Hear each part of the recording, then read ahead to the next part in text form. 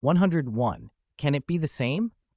Ron thought his good brother didn't want Quirrell to come back simply because he wanted to learn more from the old witch, even if it meant losing house points and being scolded.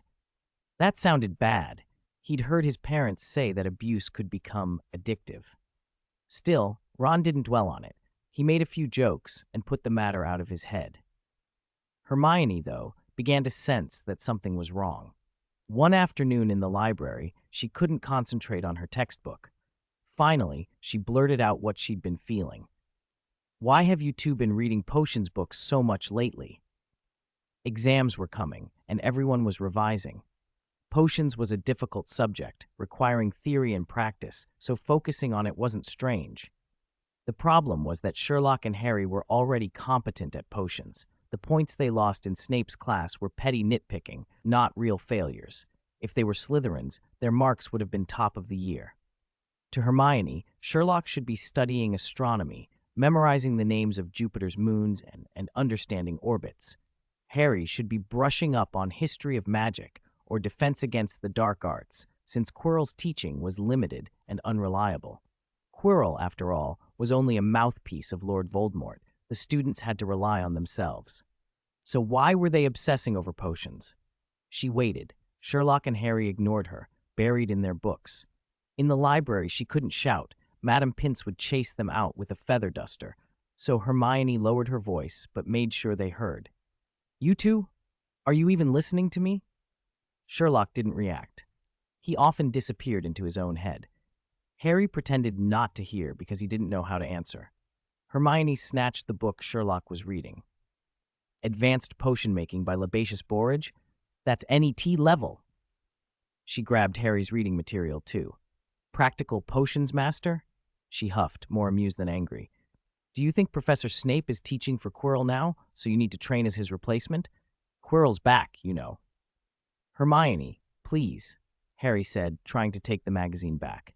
"I don't care. You two have to explain yourselves." Hermione held the book out of reach and kept whispering. "Ever since Easter, you've been secretive. You're hiding something from me."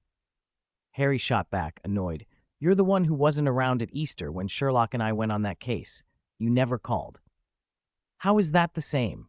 Hermione objected, but when she reached a dead end, she looked to Sherlock for help. He was the one who called the shots. Sherlock obliged. "We're looking for ways to deal with the troll. Potions are just one option." Harry opened his mouth to add something, but Hermione's glare shut him up. He turned his head away and pretended to study the view, thinking to himself that he wasn't Ron and didn't have to report homework to her. Hermione had stood up. "Let's go somewhere private." 15 minutes later, they were in a quiet corner of the Gryffindor common room, going over Voldemort, Quirrell, and the Philosopher's Stone. It was the weekend. Fewer people were around. "So you actually fought Quirrell in the Forbidden Forest?" Hermione asked, eyes wide, hand over her mouth. Sherlock had done the fighting. Harry had merely cast a flare. Harry always felt like a fraud when people described their confrontation as a joint effort. "That's not the point," Hermione said, cutting him off. "The point is you kept it from me." Harry stayed silent, guilty. They'd hidden things to keep her from worrying. Sherlock, though, refused to take all the blame.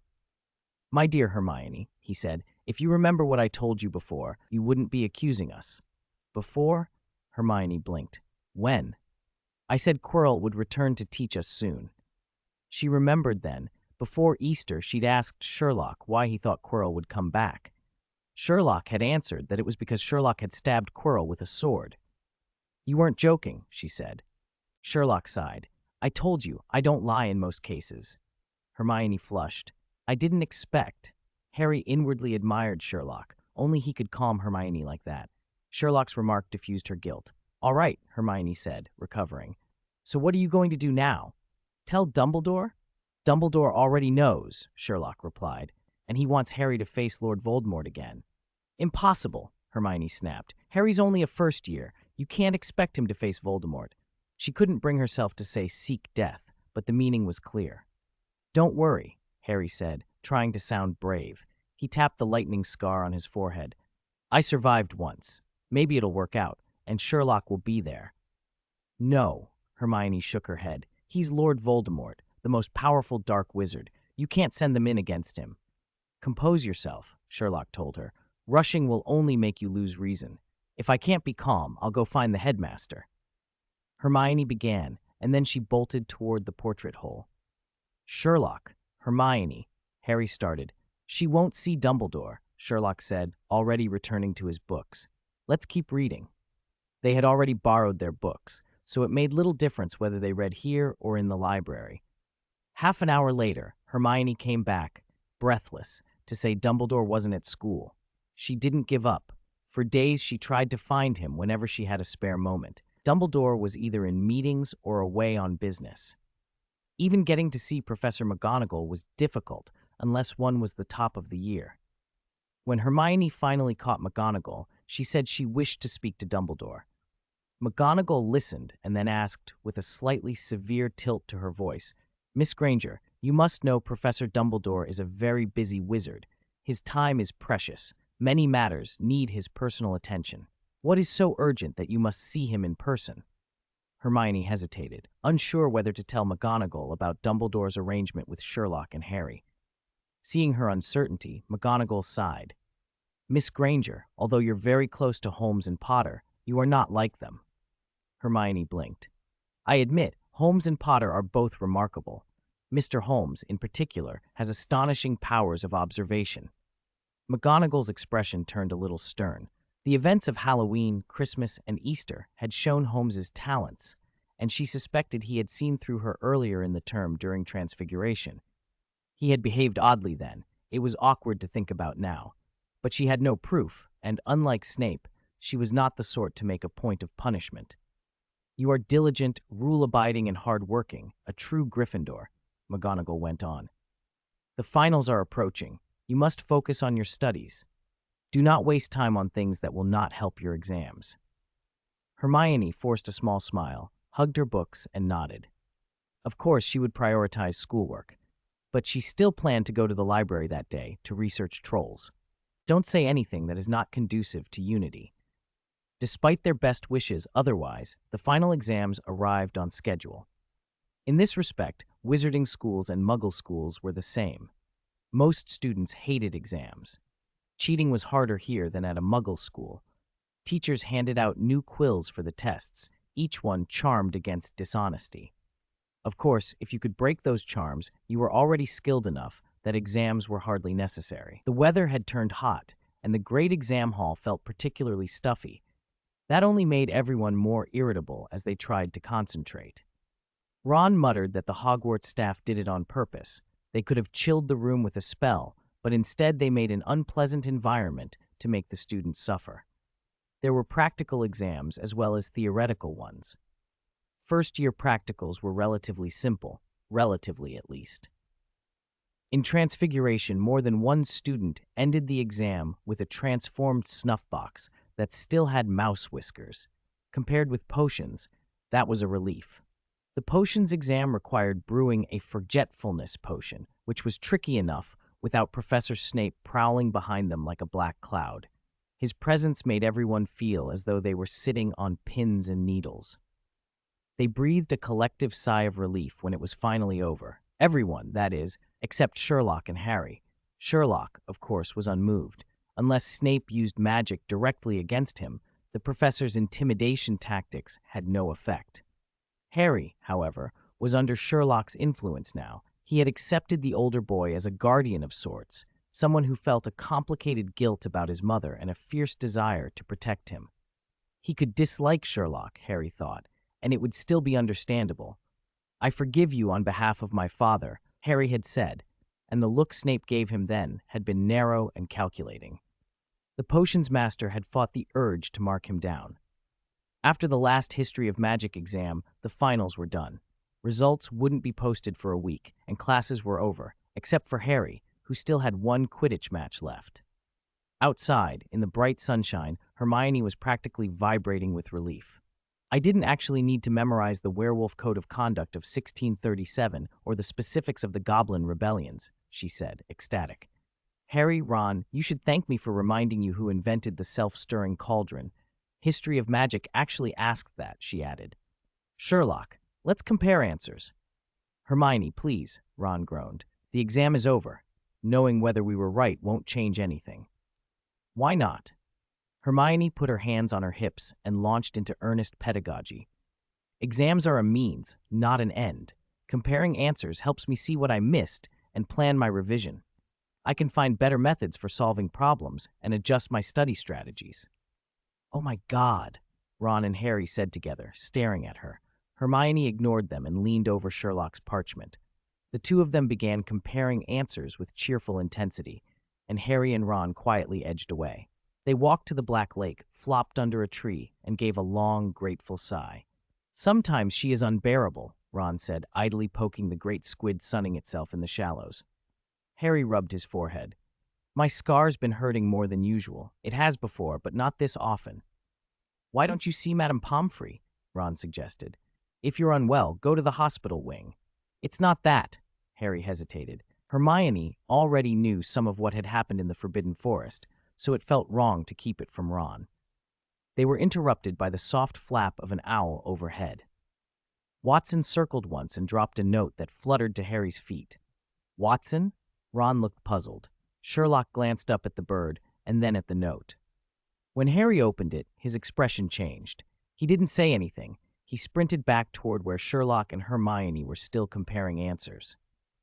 Hey, wait for me, he called. Ron flung the squid aside and followed. Hermione watched them return with undisguised impatience. You two are back again? She sniffed. Sherlock looked at Watson, then at Harry. He left? He asked. Yes. Harry handed Sherlock the note without comment. The handwriting was flowing and forceful. There was no signature. None was needed. The message read, succinctly, Harry, I have received word and am going to the Ministry of Magic. I expect to be back tomorrow. Please tell Sherlock. Hermione leaned in as Sherlock read. Whose note is that? Professor Dumbledore's, Harry said. How do you know? Hermione began, then stopped. She had tried and failed to find Dumbledore several times during the term. McGonagall had told them the headmaster was busy. Now Dumbledore himself had written that he was going to the ministry. That couldn't look like anything but suspicious timing. Quirrell was back at Hogwarts. Voldemort's influence was in the shadows. Had Dumbledore gone to the ministry because of something to do with Quirrell? With the term almost over, why would the headmaster leave now unless he had to? Hermione's suspicion flared into alarm. She had to stop him. Without waiting for agreement from the others, she darted off, as she had several times before. Sherlock. Ron looked after her, feeling suddenly irrelevant. She'll be back, he said. Sherlock did not try to stop Hermione. Instead, he turned to Harry and Ron. I need assistance. Do you want to come? Hermione's mind raced as she ran. The last time she'd discovered Dumbledore, intended for Sherlock and Harry to confront Voldemort directly, she had thought the headmaster mad. But she had also tried repeatedly and failed to find him. Now Dumbledore was gone and had left a note. Could it be a coincidence? Hermione was certain this was connected to Quirrell, and by extension, to Voldemort. If Dumbledore had been lured away, the Philosopher's Stone might be at risk. She couldn't stand by. Professor McGonagall intercepted her halfway, holding a stack of books. Even her usual stern kindness had shifted. Professor Dumbledore is not at school. He has just left, McGonagall said. Miss Granger, even though the exams are over, I expect you to focus on your studies instead of running about for inexplicable reasons. I know Dumbledore is going to the Ministry of Magic, but I have something very important to tell him. Is what you have to say more important than the Ministry of Magic, Miss Granger? McGonagall's voice turned cold. She had always thought highly of Hermione. This urgency and presumption bewildered her. If Hermione believed so strongly, why not tell McGonagall first? Was she not trusted? Hermione, quick to see McGonagall's disapproval, drew in a breath. What I must tell him concerns the Philosopher's Stone.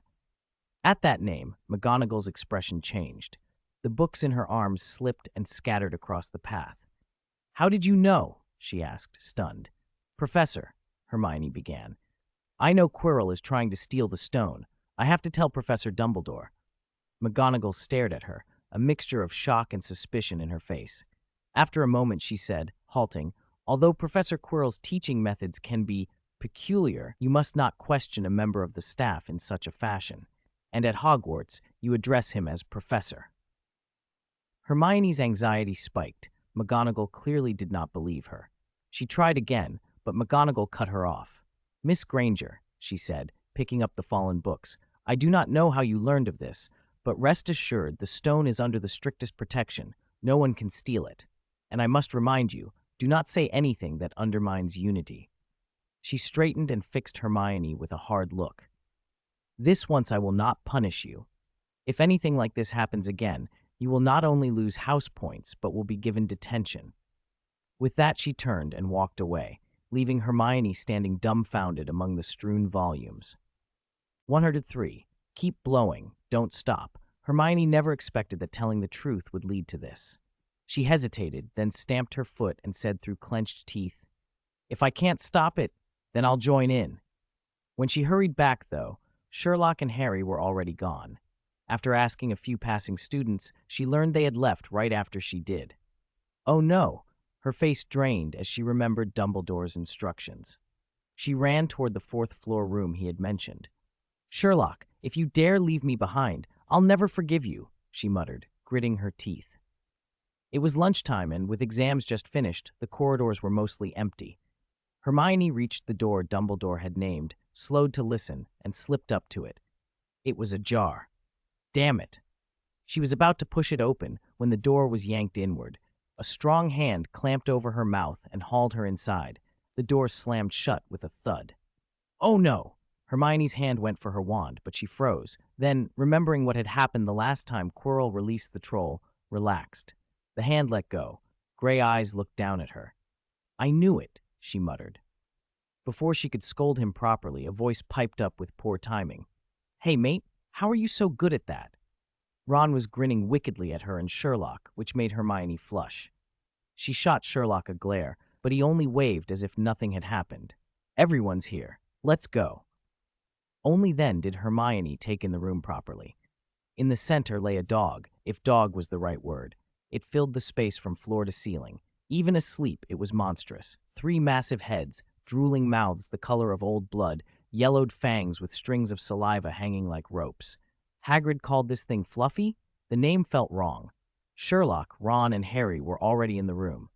Harry stood a little behind, cheeks puffed, blowing into the Christmas gift Hagrid had given him, a flute.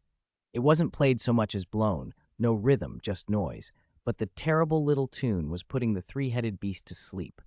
One by one, under Sherlock's direction, they crept past Fluffy. Its breath was warm and foul, but not as bad as a troll's. They could tolerate it. Behind the dog was a trapdoor. Sherlock pulled it open and cast a lumos, but the shaft was deep, too deep to see the bottom. He looked up at them without hesitation.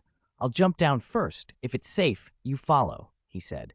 Then to Harry he added, "Keep playing. Don't stop until we've all gone."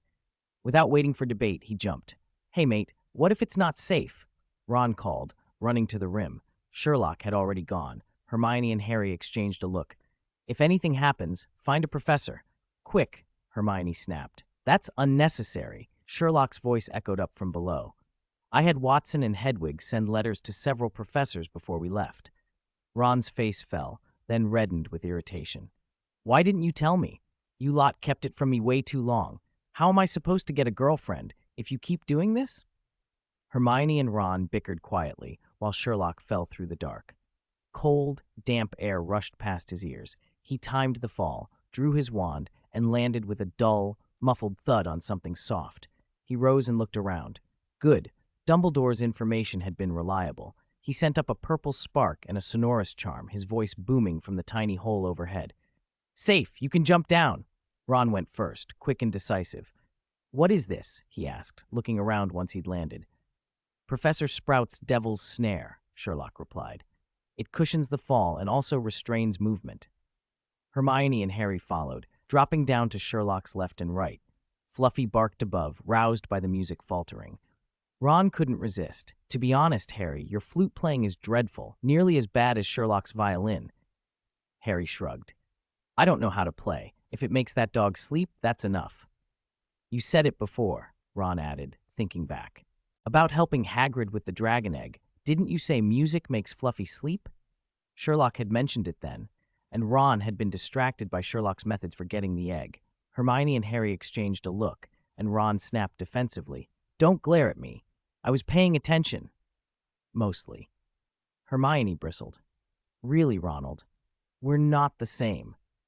I know that Cerberuses are rare, and their weakness is that they fall into a deep sleep when they hear music.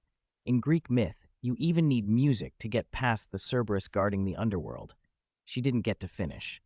The plant beneath them had been doing its job a little too well. Tendrils shot out like snakes and wrapped around their ankles. No, oh God, it's grabbing my legs! Hermione screamed. Harry and Ron thrashed, and the more they struggled, the tighter the vines grew. Ron noticed Sherlock, oddly calm and immobile. The tendrils were moving more slowly around him. Sherlock, don't you know what this is? Think. Sherlock's voice was cool. Devil's snare. It entangles anything that approaches. The more it struggles, the more it tightens. So what do we do? Ron shouted. Stop struggling, Sherlock said. It sounded absurd, but they trusted him. Harry and Ron went still, relaxing their muscles. The devil's snare tightened once, hard, but then, finding no resistance, it lost interest and slackened. They were freed. Hermione wasn't so lucky. She'd fought the plant too fiercely at first. The vines had already climbed past her knees, winding up her thighs and around her torso, until she was bound in an awkward, constricting posture, unable to move. Don't struggle. The more you struggle, the happier it gets. Harry and Ron shoved off with their feet and lunged out before the devil's snare could tighten its grip again. Once they were free, they turned and shouted back to Hermione. Hermione, don't move. The more you struggle, the more excited it gets. Stay still, and it will let you go. I can't. Hermione's voice trembled into a sob. Dark and damp. It loves dark and damp places. Quick, get rid of it. Sherlock sighed as he looked at her. Her calm under pressure still needed work. Incendio, he snapped. Blue flames leapt from the tip of his wand, scattering heat and light. The oppressive blackness around them vanished at once, and the devil's snare, as if repelled by fire, recoiled. The vines that had strangled Hermione loosened and released her. She stumbled forward and fell into Sherlock's arms, still shaking badly. Even having been rescued, she trembled more than she ever had after facing a troll. It seemed out of proportion for a plant. Hermione regained her composure, blushing as she wriggled out of his hold. Thank you, she whispered, barely audible. Sherlock looked at her with a kind of stern patience. You were still holding your wand. You knew it like darkness and damp. Why didn't you set it on fire? Hermione's reply dwindled. I thought of it, but there was no firewood. Harry and Ron stared at her. Ron finally exploded. Are you joking? Are you a witch or not? No firewood. What sort of thing is that? Hermione's face went scarlet. Go on, laugh it up. Ron dissolved into laughter. Harry covered his mouth, trying to smother a grin. Sherlock didn't laugh. He looked at Hermione with a curious, narrowing expression, as if filing this away for later. Ron's shoulders jerked and twitched as he tried to stop. Hermione shot him a look so fierce that his laughter died on the spot, and he turned his back, shoulders still shaking. Sherlock waved them on. This way. There was only one stone corridor ahead. He led, Harry and Hermione close behind, Ron bringing up the rear. Damp, musty air and slime-green moss clung to the walls. Water dripped slowly, and their footsteps echoed. Eventually, Hermione quieted and said, Why did you leave without waiting for me? Time doesn't wait. Sherlock said without looking back. Dumbledore has gone. We couldn't wait for him forever. Quirrell won't miss his chance. We need to draw the snake out. The bait can't be allowed to get away. He glanced at Ron. We also needed someone to fight, so we brought Ron. Hermione muttered, half to herself, half in complaint, about missing Dumbledore, about Professor McGonagall saying he'd gone to the Ministry and not to spread talk that would break unity. Ron snorted. What are you laughing at? Hermione demanded. Nothing, Ron said, grinning. I just remembered something funny. Hermione's indignation escalated. I won't be punished this time, but next time, points and detention. I've never had detention. It's humiliating. Ron burst out laughing again. Hermione glared. Harry tried to mediate. Ron, Hermione. Sherlock cut across them. He turned and fixed them with a look that made silence immediate. All of you, shut up. You're breaking my thoughts. They walked on in oppressive quiet until the corridor ended and a bright room opened before them. Under a high arched ceiling, hundreds of little fluttering things sparkled and danced like jewel-bright birds. The abrupt brightness made them blink. "These aren't birds," Harry said softly. "They're keys. Flitwick must have charmed them." "So which one do we need?" Ron asked, worried. Finding one key among hundreds seemed impossible. Hermione hurried to the lock and peered closely. "It looks like a large silver key," she said, "bigger than the others." Sherlock had already picked up a broom that leaned by the door. With a quick motion, he hurled it toward Harry. Ron's face lit. "Harry, you're the Seeker. This is your job. How did you find it?" Hermione asked, astonished. "Hundreds of keys. How did you know which one?" Sherlock had already drawn his wand and aimed it at the flock. "Accio, door key." With a whoosh, a key surged forward like an arrow. It was indeed a large silver key, glowing faintly blue, its small wings drooping as if it had been through some rough handling. The summoned key resisted, thrashing in the air. Sherlock's single charm wouldn't be enough to hold it if they didn't act fast. Harry mounted the broom and, as only a seeker would, flew like a streak. He squeezed his knees and the broom accelerated. With a squeal of wind, Harry snapped the key against the lock and held it in place. Ron whistled. "Well done." "Thanks to Sherlock's Accio," Harry called as he hopped off the broom and turned the key. The door clicked open, and a blast of light flooded them. They stepped into the room and found themselves on the edge of a vast chessboard. At their feet stood black chess pieces taller than themselves. The opposite side was manned by white pieces of the same size. Harry, who had been warned on the way about this trial, glanced at Sherlock. "Professor McGonagall's transfiguration," he said. "We'll have to play our way across," Ron added. "Let's try it," Sherlock said after a moment. He raised his wand and, aiming at the white pieces across the board, uttered a single command. "Explosion!" Chapter 106, A Grand Chess Game. When Sherlock cast an exploding charm, the White King, hit by the spell, shattered into pieces at once. "Well done, Sherlock," Hermione cheered, her face flushed with excitement. If Professor Flitwick saw that, he'd definitely give Gryffindor 5 points. Even in the middle of a life-or-death chess match, Hermione couldn't stop thinking about points. No sooner had she finished than something strange happened. The fragments of the king that Sherlock had blasted began to writhe and creep together, like liquid metal knitting itself back into shape. In less than a heartbeat, the pieces reassembled, rose, and returned to the king's original form. The small group exchanged uneasy looks. Sherlock considered it for a moment and then smiled. "I'm rather missing Seamus Finnegan right now." He meant that if Seamus, who had an unfortunate talent for blowing things to bits, were there to cooperate with them, they could have kept blasting pieces so fast the white side couldn't reconstitute itself. Harry and Ron could do some damage, but their knowledge of charms, especially the exploding charm, was limited. They couldn't match the white piece's recovery speed. Ron, however, was excellent at wizard chess and would be a strong combatant on the board. Sherlock looked at Ron. Ron understood immediately. "I'll be the knight," he said without hesitation. The knight's ability to jump over pieces would be perfect for him. Sherlock had no objection. He turned to Harry and Hermione. "Harry, you take the rook. Hermione, you're a bishop." Neither had advanced chess skills, so Sherlock assigned them positions. Hermione hesitated, then asked, "What about you?" Sherlock smirked. "I'll be the queen." Ron's eyes flashed with surprise, and then with ecstatic confidence. That settled it. The Black Queen, along with the rook, bishop, and knight beside her, turned and stepped off the board, backs to the white pieces, filling the 4 open spaces. Ron mounted the black warhorse and felt for a moment like a proper knight. He straightened his shoulders and reminded everyone, "White moves first." A white pawn advanced 2 squares, an ordinary opening. Ron nodded and, taking a deep breath, began directing the black pieces. Sherlock guided Hermione, Ron guided Harry. Their moves were brisk and precise. Hermione, diagonal forward right, 5 squares. Harry, straight forward 4. Hermione, back left 2 squares. Harry, 3 to the left. The opening passed quickly. Soon the middle game erupted. When a black pawn was captured, the white queen sprinted across the board and with a brutal swipe, knocked the pawn to the ground before casually tossing it off the edge. Harry and Hermione both gasped. Harry's legs actually trembled at the thought of being the next captured piece. Ron, more composed, shrugged. "There's no other way. It's the only way to take that bishop." Sherlock, hands propping his chin, watched with the cool curiosity of a man observing an experiment. Interesting, he murmured. Pieces began to fall in quick succession. Sherlock and Ron pressed forward, capturing white pieces at a faster rate than their own were lost. Sherlock, in particular, dominated the board. The Queen's freedom of movement made him devastating.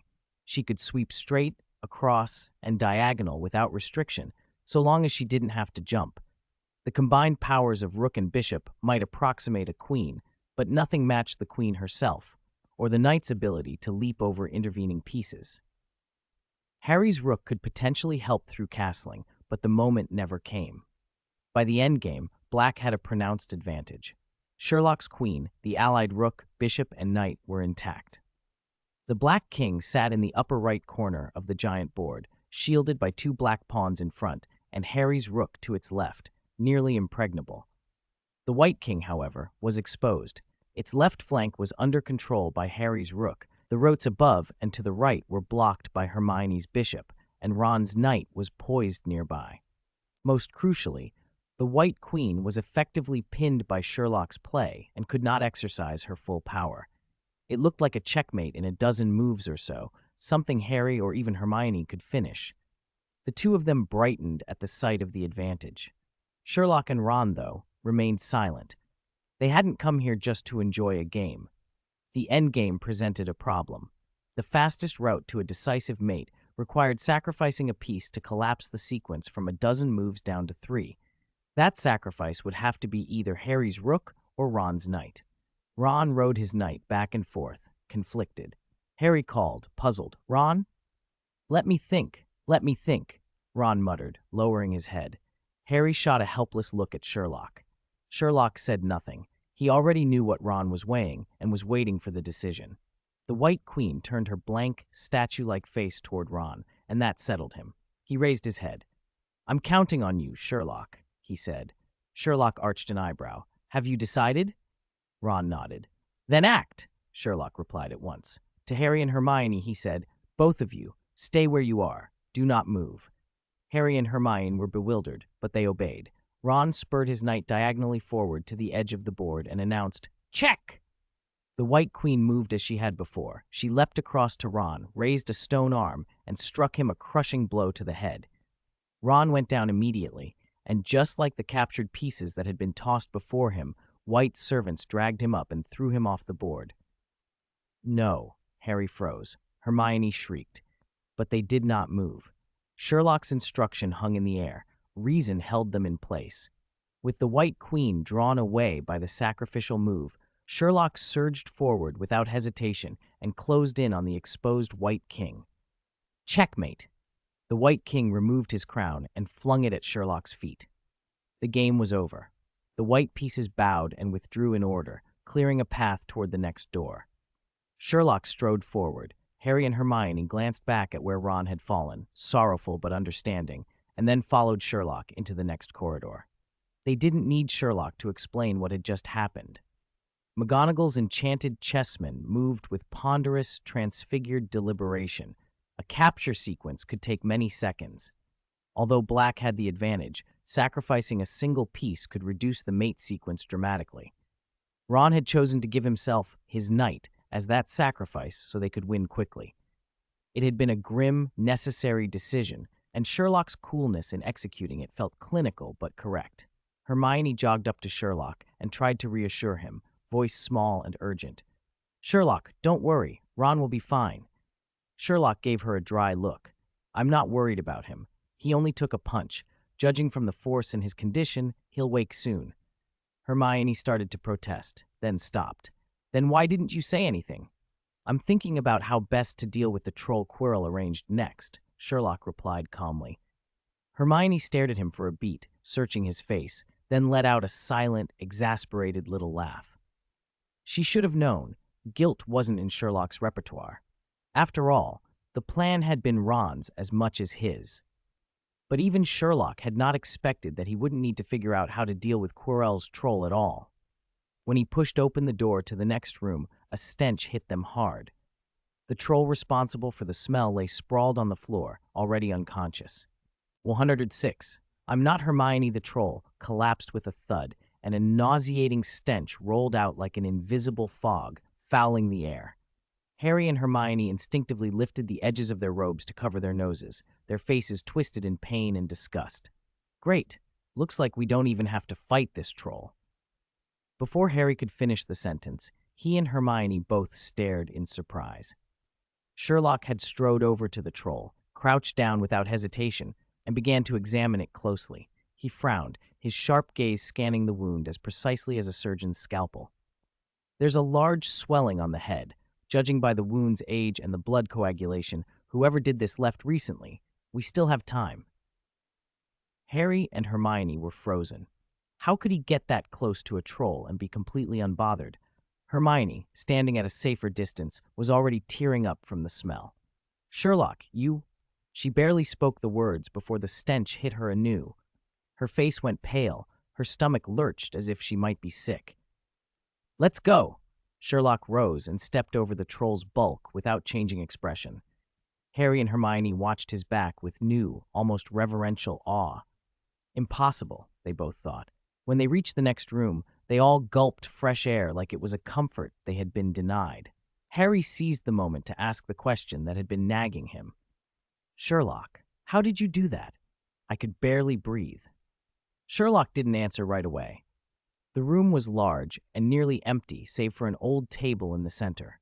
On it stood 7 bottles of various shapes, each faintly glowing in the dim light. The place felt oddly out of step with the rest of the trial, too deliberate. Sherlock swept his gaze over the room. After confirming there were no other clues, he walked to the table and picked up a roll of parchment beside the bottles. He glanced at it and, without looking up, replied, "Do what?" Harry hurried up alongside him. How did you stand that smell? How were you not sick? Sherlock scanned the parchment, then said, because the stench hasn't exceeded human tolerance yet. Hermione had just stepped fully into the room when, with a whoosh, a purple flame erupted behind them, like a gaping maw, sealing the doorway. Ahead, black flames licked up and formed a barrier, trapping them inside. This is, Hermione began. Sherlock raised an eyebrow, a flash of interest in his eyes. A mechanism by Professor Snape. Interesting. He lowered his head and continued reading the parchment, filling in the answer to Harry's question as calmly as if discussing the weather. Humans have a certain tolerance for odors. The troll's smell, however revolting, isn't at the level that can cause physiological harm. Truly toxic smells, hydrogen sulfide, methyl mercaptan, cadaverine, putrescine, can do that. Moreover, olfactory fatigue is real. If you get used to a smell, your sense of smell numbs to it. Adaptation. Common sense, really. Harry and Hermione stared. That kind of common sense sounded like Sherlock's private domain. Sherlock chuckled softly after finishing the parchment. Heh, very Snape. He selected one of the 7 bottles. This one, obviously, contains what we need. Before they could react, he added, and now I see why Ron's guess was reasonable. Quirrell was here recently, about 15 minutes ago. Hermione snatched the parchment from his hand and read it herself. Harry stood back, content to let Sherlock handle the thinking. Since meeting Sherlock, he'd learned that fighting and wand work were his strengths. Deductive reasoning could be left to someone else. When Hermione finished the parchment, she sighed with relief. Wonderful. It's not magic, it's deduction. Many great wizards wouldn't have the reasoning skills to get through this. She looked up at Sherlock in surprise. From his movements, it had seemed he had deduced everything as soon as he read the note. You worked it all out already? Sherlock made a polite, almost bored gesture. Hermione read the note twice more, pacing in front of the bottles and murmuring as she pointed to one bottle then another. Harry, finding the scene a little tedious, asked, Sherlock, I know you can pick the right bottle fast, but how did you deduce the other things? How did you know the note was Snape's? How did you work out Quirrell's timing and who handled the bottles? Sherlock smiled faintly. Snape's handwriting is recognizable if you look for it. The deliberately restrained yet barely controlled messy strokes. Someone has touched the bottles. The dust patterns show it. The person is right-handed, and the dust disturbance is fresh. Their footprints are jittery, the steps rushed. The marks on the bottles and the dust disturbance suggest a stay of roughly 15 minutes. The depth and spacing of the prints give height and weight estimates that match Professor Quirrell. corroborated by what I saw written in blood on Halloween. I haven't even needed to open the Christmas present you gave me for this. These are child's play." Harry's admiration was evident. "That's amazing. You worked it out so quickly." Sherlock's mouth twitched in a small, satisfied smile.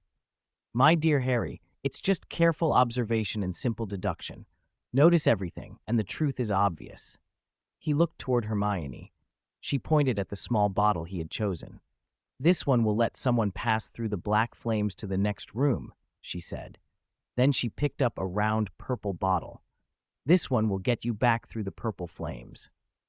Hermione had arrived at the right answers in under a minute, but she felt no triumph.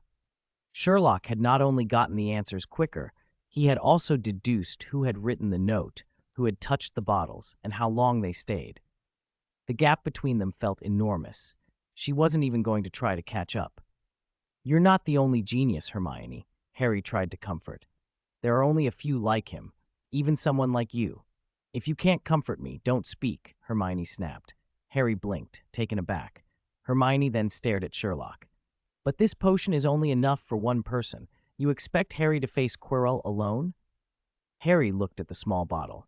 Hermione was right. It contained less than a mouthful. His expression hardened. "Sherlock, what if you and Hermione drink the purple one and go back for Ron? And then fetch the 3 broomsticks from another chamber, cross the trapdoor, and get the professors for help?" Harry finished hopefully. Sherlock interrupted coldly. "No, you go on. You go forward and delay Quirrell." Harry flushed at the bluntness and at having his plan cut off. "This was my fight to begin with. You've already done so much." "Cut the speech," Sherlock said flatly. "I'm not Hermione." Hermione bristled, but swallowed the retort. She relied on Sherlock to resolve the situation. She wouldn't argue it now. Sherlock added without sympathy, "Bravery can be a synonym for foolishness." "We have no other options," Harry protested. With Sherlock at his side, he felt steadier, more certain. He'd rather have faced Voldemort with Sherlock than alone. Hermione nodded helplessly. "Yes, I don't see another way," Sherlock chuckled softly. "Who said that?" Harry and Hermione looked up at him, surprised. "You have another idea?" they asked in unison. 107. Meet again under Harry and Hermione's expectant gazes. Sherlock's lips twitched into a small smile, and he gave a soft chuckle. "My dear Harry, take out the Christmas gift Professor Snape gave you." Harry's eyes lit up. He hurriedly reached into his robes, fingers fumbling for a moment before he drew out a small, crystal-clear phial. In the dim, flickering light, the glass threw back a dreamy glow. Inside, a shimmering golden liquid drifted like fireflies on a summer night. Even at a glance, it looked impossibly valuable. "Oh my goodness, Felix Felicis," Hermione breathed, hands flying to her mouth. As the school's top student, she knew exactly what that meant. Rare, expensive ingredients. Alchemy eggs and shells, murtlap, horseradish, sea onion bulbs, a tincture of thyme, rue powder, and a brewing process so delicate it could take months. One slip of concentration at any stage could ruin the whole batch, or worse, produce something dangerous. The potion's effects, however, bordered on miraculous. For 12 hours after a sip, one's actions would be blessed by uncanny luck, thoughts clear, decisions uncannily successful, as if an invisible hand steered events in one's favor. Sherlock watched them with a pleased expression. "Mix it with the other potion. We'll each take a portion." Harry's face brightened. Of course, why hadn't he thought of it? Felix Felicis combined with the Flame Pass potion would make getting through the next barrier almost certain. And with whatever waited at the end, Quirrell, perhaps even Lord Voldemort, having luck on their side would be invaluable. A resolute light kindled in Harry's eyes, and he clenched his fists. Hermione hesitated. The potion was too precious to waste. Then she forced herself to nod. They were likely headed into a real fight. Who could say a better moment than this? "Not too much," she warned, stepping forward. "Just a sip each." Felix Felicis was potent, and too much could go to one's head. Dizziness, recklessness, arrogant overconfidence. Harry heeded her. He uncorked the phial and poured slowly. The golden liquid flowed like a lively ribbon. He divided it, mixed it with the other potion in the small vial, and the 3 of them drank. The mixture felt like cold water sliding down their throats, a coolness spreading outward until their limbs felt oddly light, as if they might lift off. They walked toward the black flames. The fire crackled and licked at them, but they felt nothing. The heat and the danger were nothing now. The flames simply parted, and they stepped through. They arrived in the final chamber. The room was sparsely furnished, less ornate even than Snape's potion challenge. At the center stood a single grand mirror, the mirror of Erised, the very one Sherlock and Harry had seen during their nocturnal wandering. Of all the tests, this one ended here. Sherlock's eyes narrowed. He understood why someone had been so reluctant to explain the arrangements. Harry and Hermione's attention, though, was drawn to the figure standing in front of the mirror. Pale face, the ridiculous turban, and the familiar patched cloak. Quirinus Quirrell, Hogwarts' defense against the dark arts professor, stood perfectly still. His usual habit of twitching had gone. His voice, when he finally spoke, came without the habitual stammer. "You've come," he said, and fixed his gaze on Harry. Harry and Hermione exchanged a look. Despite Sherlock's warnings, seeing Quirrell in person made the situation feel surreal. Harry stepped forward with a steadying greeting. "Hello, Professor Quirrell. We meet again." Sherlock moved half a pace forward, watching Quirrell with a cold appraisal. "You seem to have recovered well." Quirrell's face soured. He hadn't forgotten that night in the Forbidden Forest, the young wizard who'd driven a sword into him. That wound had left him bedridden until after Easter, and being set back by a first-year's blade rankled like a deep humiliation. "Holmes, I was half wondering whether you'd show up," Quirrell said. He turned to Harry with a sneer. "And Potter, of course it's usually Snape who interferes with me." Sherlock's voice was casual. "So you still haven't obtained the Philosopher's Stone? I overestimated you." Harry's eyes went wide. For a moment, he forgot his fear. Quirrell, who had always stammered, now spoke fluently in a long, contemptuous sentence. The change was unsettling. Quirrell laughed then, and the sound was not the high, nervous staccato Harry had heard before. It was a cold, theatrical sneer. "Stuttering? Ha!" He mocked himself briefly, then spoke with venom. "Potter, compared to your friend, you're hopeless. Of course, Snape makes himself useful. Who would suspect a poor, stuttering professor? With him around, no one thinks to look past the harmless little figure." He let the pretended stammer fall back into place for effect, then accused. "So it was you who tried to kill me during the Quidditch match, and Snape who was trying to save me? Was he also refereeing the second match for my sake?" Harry fixed his gaze on Quirrell, the Felix Felicis perhaps steadying him, and answered evenly, "You're not completely stupid, are you?" That remark seemed to surprise Quirrell. He sneered and explained with icy calm, "He was trying to make sure I didn't harm you. Everyone else thought Snape was biased against Gryffindor, but he succeeded. With him as referee, I couldn't touch you, and in the first match, it was his counter curses at your side." He paused, eyes on Harry. "Potter, you were lucky that day. If my robes hadn't burst into flame, I would have knocked you off your broom. All Snape's mutterings in the stands wouldn't have stopped it." Hermione shivered under Quirrell's look. The man who'd once been a joke now struck her as genuinely dangerous. She edged closer to Sherlock, who barely concealed his disgust. "Idiot," Sherlock said under his breath. Quirrell snapped his head around. His face flushes with hatred. His voice shot up like a snapped whip. Magic thrummed in the air, and the temperature seemed to drop. If Quirrell's hatred for Harry could be explained by a task given by a master, his hatred for Sherlock was personal. Not only had Sherlock stabbed him with a sword, he'd also mocked Quirrell in front of others. Sherlock, however, did not flinch. He continued, voice cold and merciless. "I was wondering if the Sorting Hat was asleep when you were assigned to Hogwarts," Sherlock said with disdain. Quirrell's face contorted, and he shouted, "What did you say?" Sherlock didn't bother to lower his voice. "Honestly, no one would suspect you because you're a self-styled clever fool. If the flames hadn't singed your pale neck, you'd still be staring fixedly at Potter and chanting unfortunate spells. A wizard who lacks the most basic situational awareness shouldn't be a professor. I should suggest your master enroll you in logic and common sense. At least then you might learn to read a room." He let the insult land, merciless. "Even Longbottom's toad shows more wit than you at times." "Shut up," Quirrell roared, veins standing out on his forehead. Sherlock went on without pity. You're an embarrassment, parading that paper-white face and ridiculous turban, twitching away as if the world's mysteries will reveal themselves through fear. Your stammer serves only to hide your lack of deductions when they're most needed.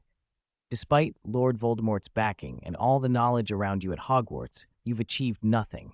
You're a laughable failure. He finished with a final, cutting barb, almost regretful in tone. You dragged down the reputation of Ravenclaw's intelligence. The words hung in the cold air. Quirrell's fury was obvious. The magic in the room hummed with threat. Hermione clung to the arm nearest her as the tension coiled tight, and the mirror of Erised gleamed quietly behind them, reflecting faces and failures alike.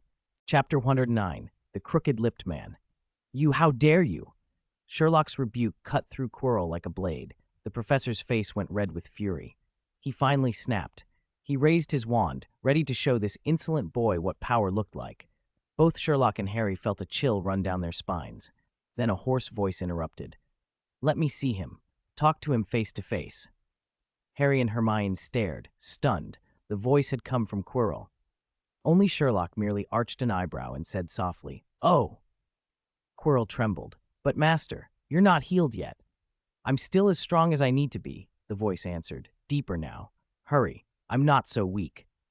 Quirrell's hesitation vanished. With shaking hands, he untied the turban that always smelled so strongly.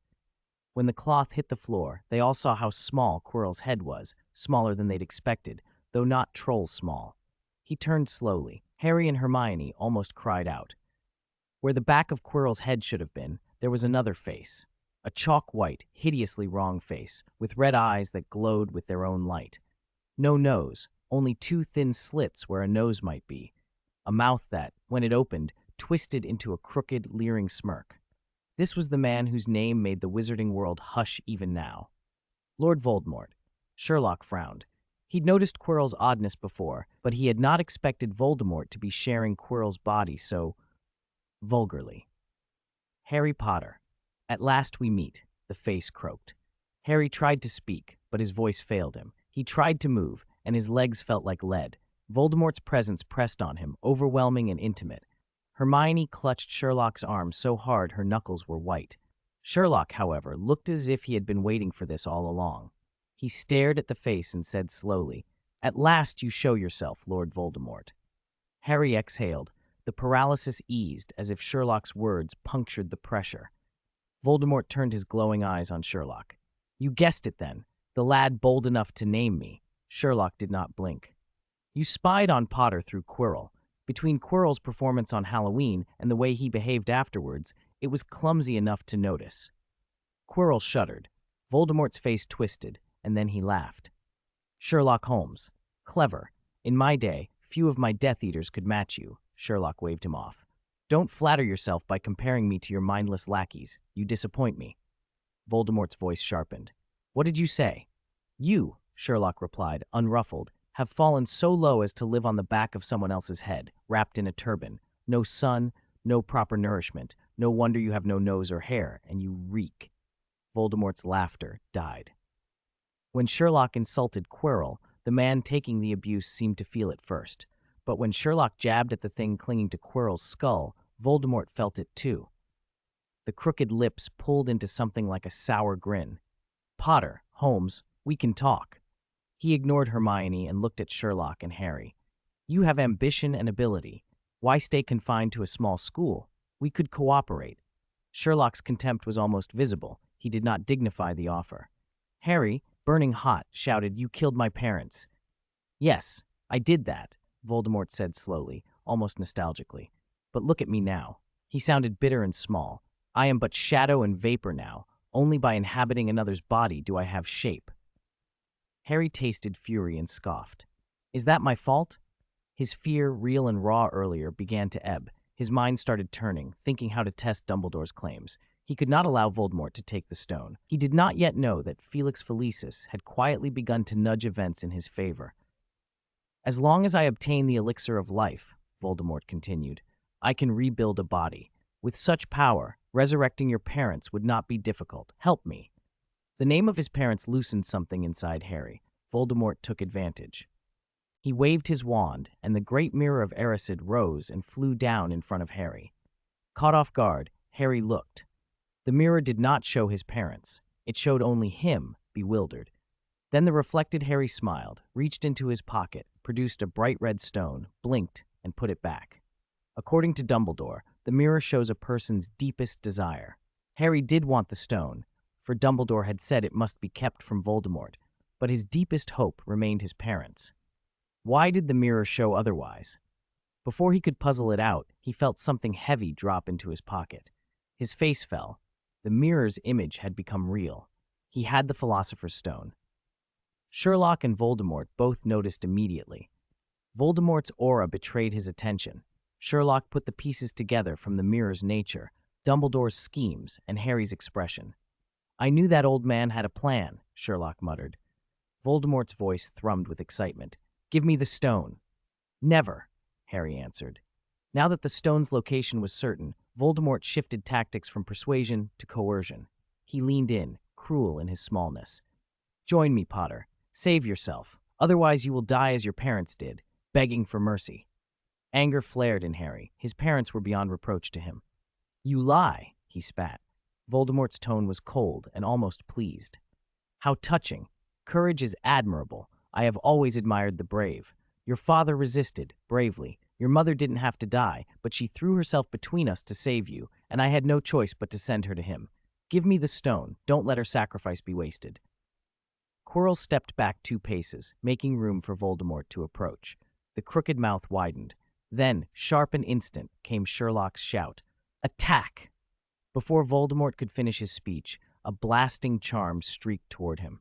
He had expected to press harder once the stone was at risk, but he had not expected someone to act so quickly. Still, Quirrell, chosen to carry Voldemort after all, was no novice. Favored by the Dark Lord, he was a capable wizard in his own right. He twisted aside and avoided the initial curse. 2 more spells followed in quick succession. "Expelliarmus," Harry called, fighting a flare of pain from his scar as he sent out the spell he'd learned to rely on. Hermione cast what she knew well, an accurate, practiced leglocker curse, the same Jinx Malfoy had used on Neville. The 2 spells struck in tandem. Quirrell threw up a shield charm at the last instant. Both Jinxes landed against it and merely made him hesitate. They did not cripple him. The pause they bought, however, was enough. Sherlock slammed forward and put himself between Quirrell and Harry. 109. I thought you were so cruel. Before the fight began, Sherlock had already aligned his tactics with Harry's. Don't rely on magic in this fight, he'd thought. No matter how talented 3 first-year students might be, they could not hope to outmatch a defense against the dark arts professor, especially one backed by Lord Voldemort. This was a matter of using past experience and replaying the battle in the Forbidden Forest.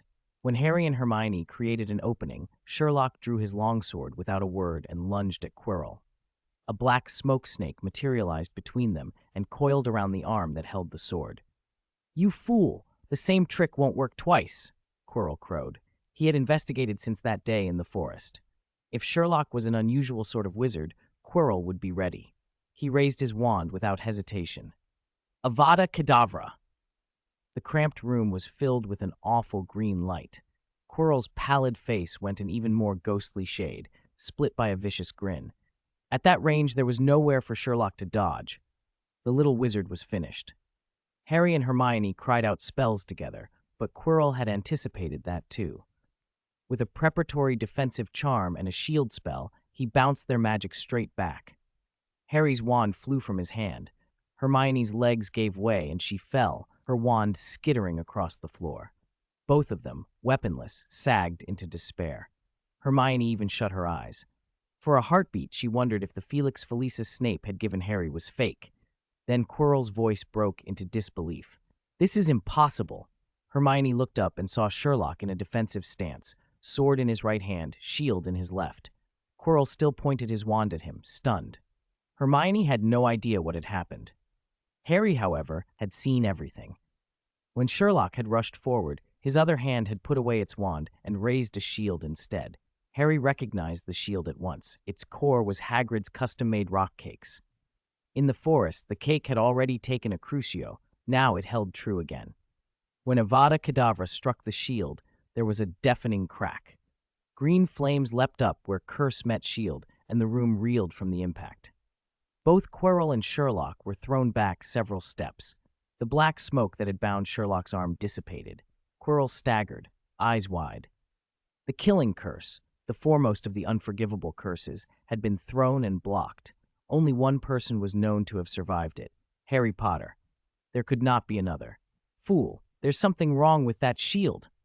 Voldemort's hoarse voice snarled in Quirrell's head. Quirrell, already racked with fear, understood enough. The killing curse could be stopped by solid obstacles. The sturdiness of Sherlock's shield made all the difference. That may be, Voldemort said, but it changes nothing. Sherlock stepped forward again, sword flashing. I told you, he said coldly, the same trick won't work on me twice. This time Quirrell sent up vines. They snaked out, coiling tightly around Sherlock's arm and then crawling over his body, trying to bind him completely. Quirrell raised his wand once more. At that close range, there would be no time to lift a shield. Sherlock did not hesitate. Keeping his shield arm raised, he slammed it forward in a brutal shield bash. Quirrell, fragile and further weakened by Voldemort's possession, could not dodge. The shield struck him full in the face. He pitched backward as if knocked to his knees. The whole exchange had happened in a blink. Harry, remembering the training Sherlock had done with him, seized the moment. He charged in and threw a punch, a hard, serious blow. Quirrell howled, a sound that sent an unexpected thrill through Harry. He had punched Lord Voldemort in the face.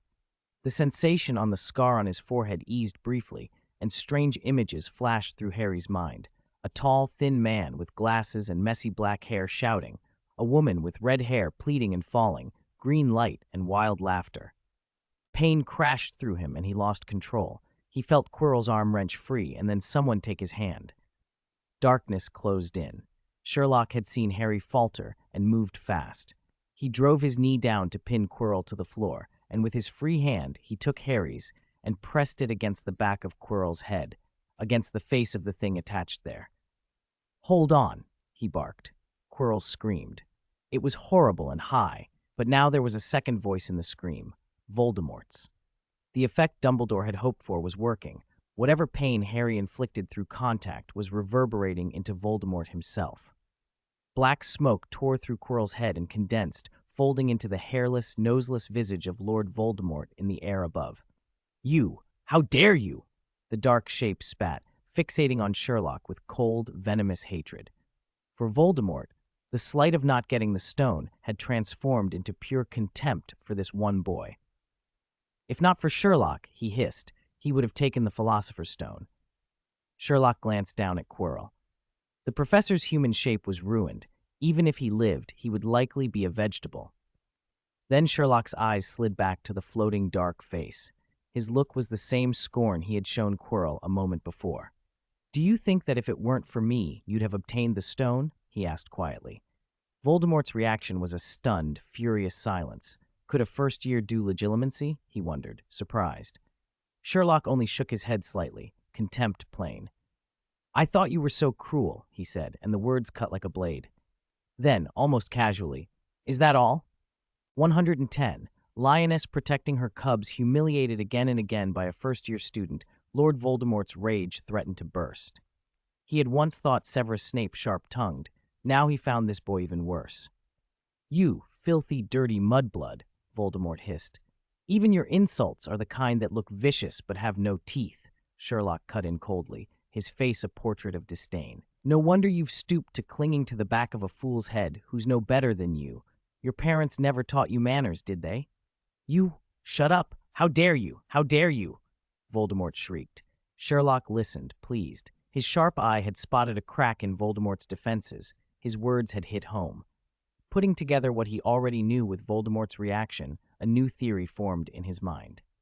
Oh, so that's it. No wonder Quirrell had written revenge in German.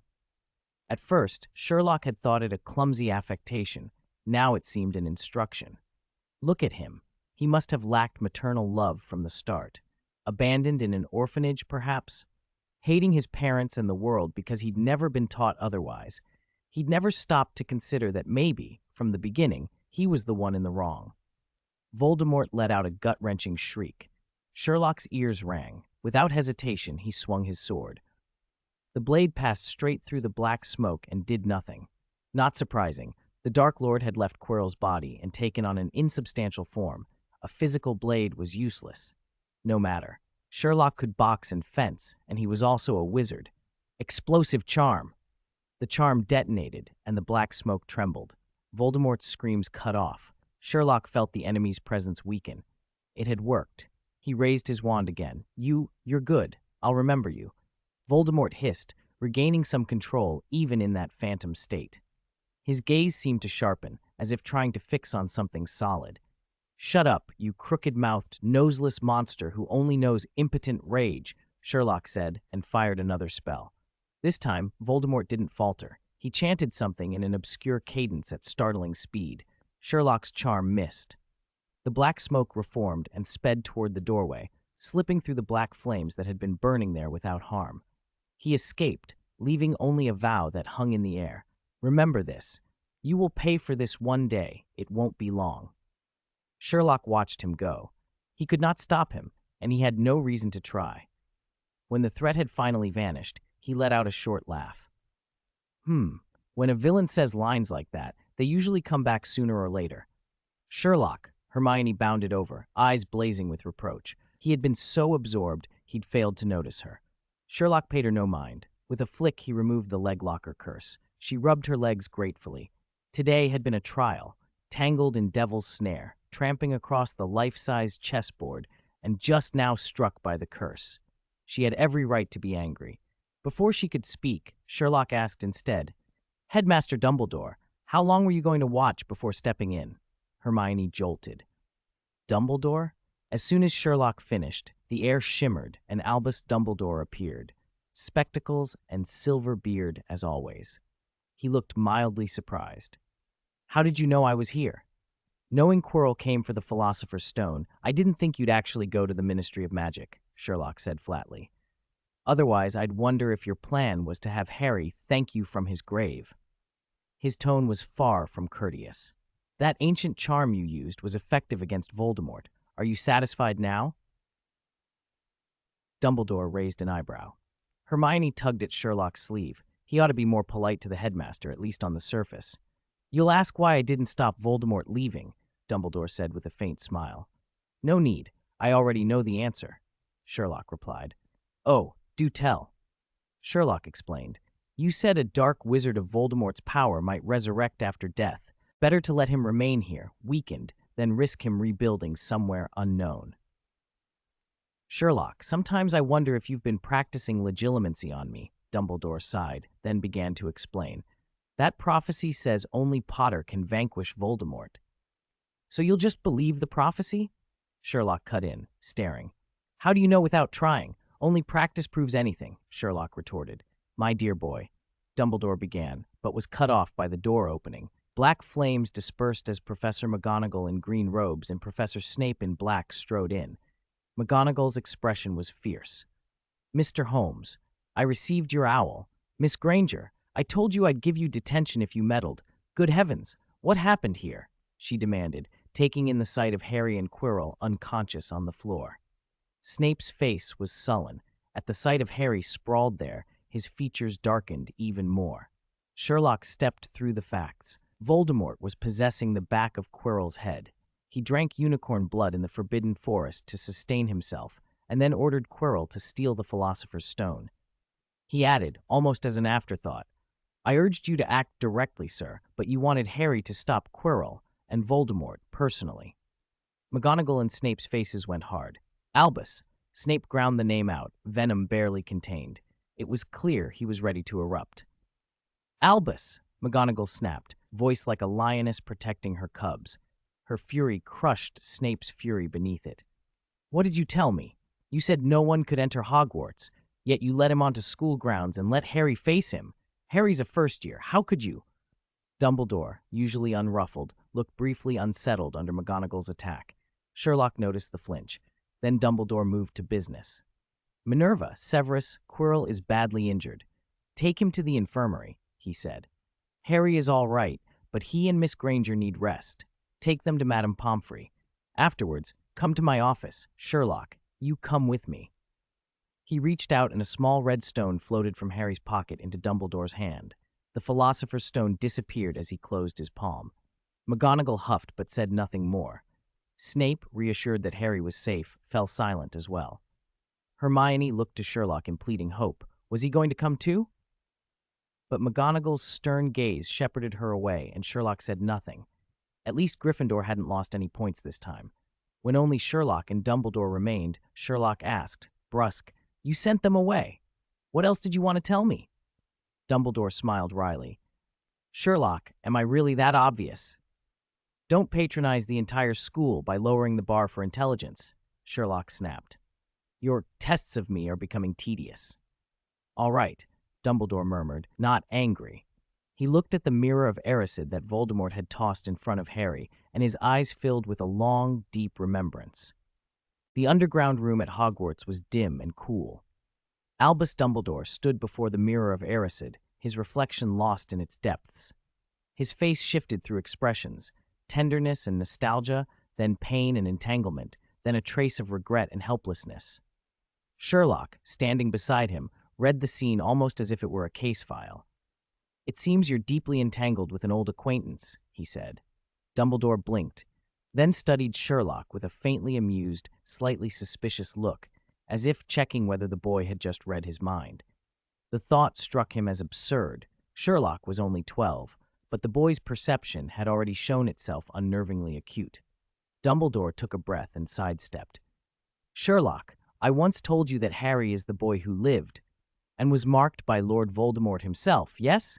Sherlock finished for him. He pushed the next point like a prosecutor. "I don't understand your fixation on that prophecy. Everyone in the magical world believes you care for every child at Hogwarts, even someone like Quirrell who went wrong. But you have a colder side. To achieve your ends, you can sacrifice a great deal. If need be, even yourself." Then, unexpectedly, Sherlock laughed. "People call him the Dark Lord, but you, Dumbledore, you're the one I'd call the White Lord. Far more dangerous." Dumbledore, surprised at first, smiled. "I admit, I set my expectations for you so high, and yet they still aren't enough. I'm beginning to fear you might stray." Sherlock's smile faded. "So you've been there before?" Dumbledore's smile tightened. For a moment, the older man's cheerfulness seemed to harden. He had lived through many battles and seen too much to be surprised by human darkness, but Sherlock's ability to lay everything bare without legitimacy unsettled him. The boy exposed so much information simply by looking. If Sherlock were an adult, Dumbledore thought, he'd likely be feared or ostracized. But for now, he was only 12, and the world had not yet fully closed against him. "It was Lord Voldemort," Dumbledore said at last, honestly. "I regret not seeing his true nature sooner. It led to a terrible disaster. But we'll speak of that later. For now, to the headmaster's office. I expect Professor McGonagall and Severus will be here shortly." They had barely reached the office when McGonagall and Severus Snape hurried in. McGonagall, brisk and businesslike, tapped her wand on the desk and swept her gaze around the walls. "Everyone, leave. We have matters to discuss." Some portraits slid away at once. Others grumbled and dawdled. Phineas Nigellus Black, true to form, complained as he removed himself. "Always like this. Always making a scene. Aren't we an eyesore?" McGonagall shot him a look, and he sped away. Soon only empty frames remained. "Albus, now we can talk properly." She sat first and used transfiguration to conjure 4 cups, watching Dumbledore with a fixed stare.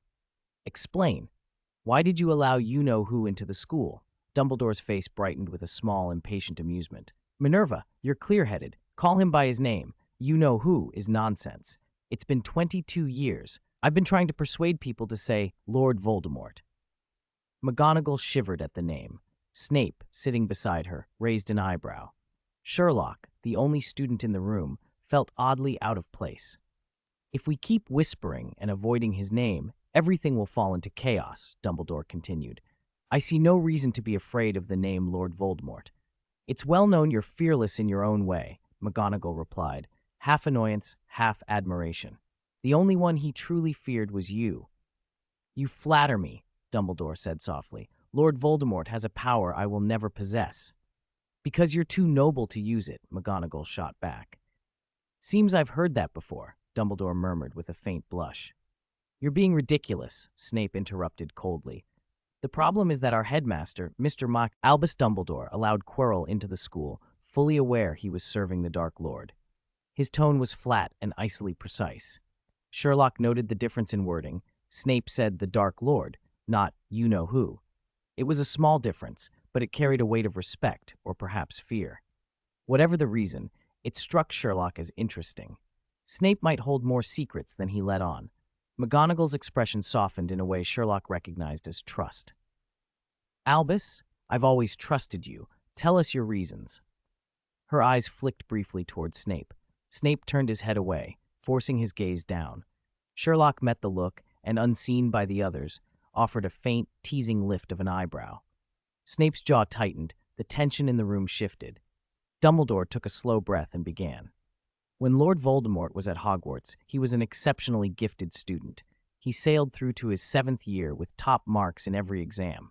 Polite, quiet, and ravenous for knowledge, almost everyone had an excellent impression of him. Did that include you? Sherlock asked.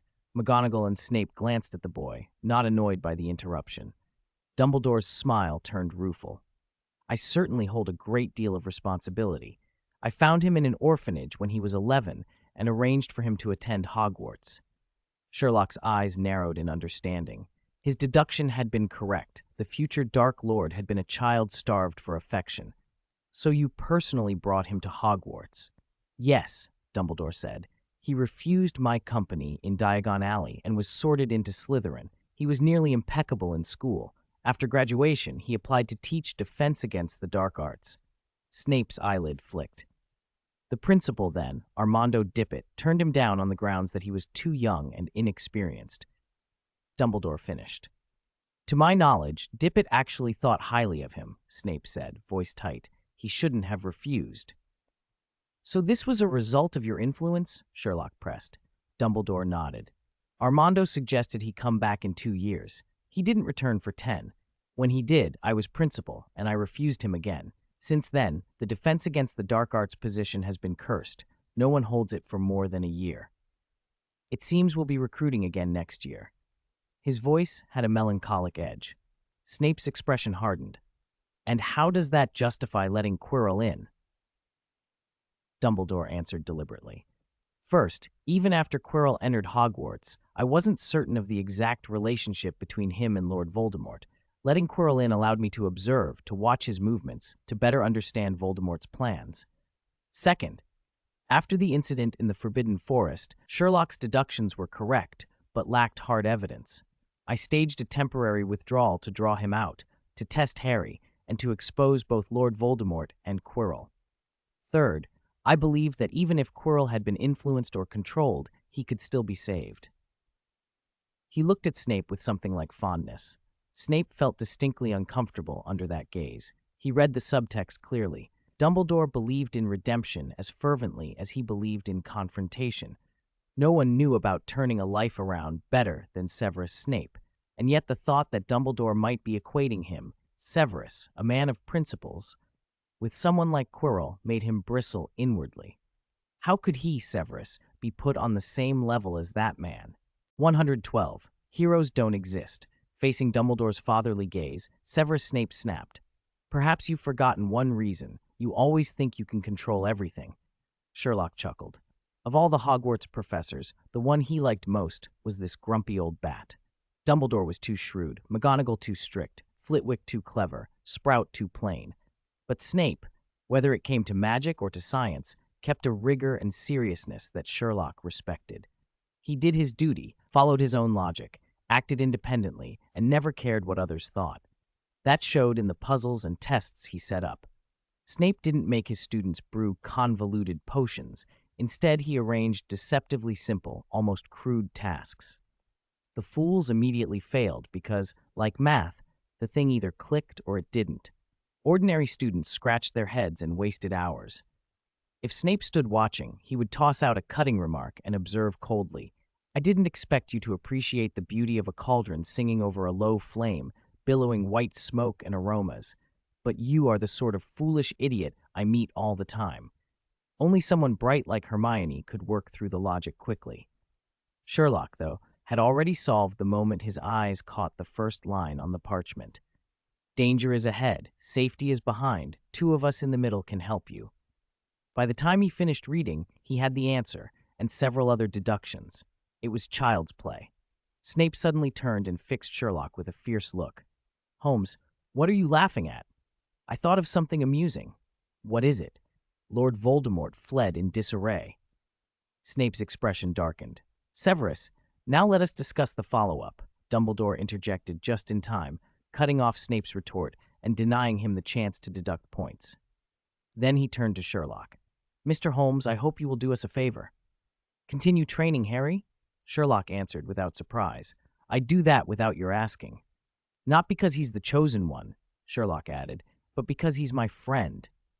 "Heh, how touching," Snape muttered, though there was a quick, reluctant flash of approval in his eyes. Dumbledore smiled. "Not only that, given your talents, I hope you will assist us when needed." McGonagall and Snape exchanged startled looks, officially requesting help from a first year. That was unusual, even if Sherlock's abilities were no longer in doubt. Sherlock's next words surprised them more.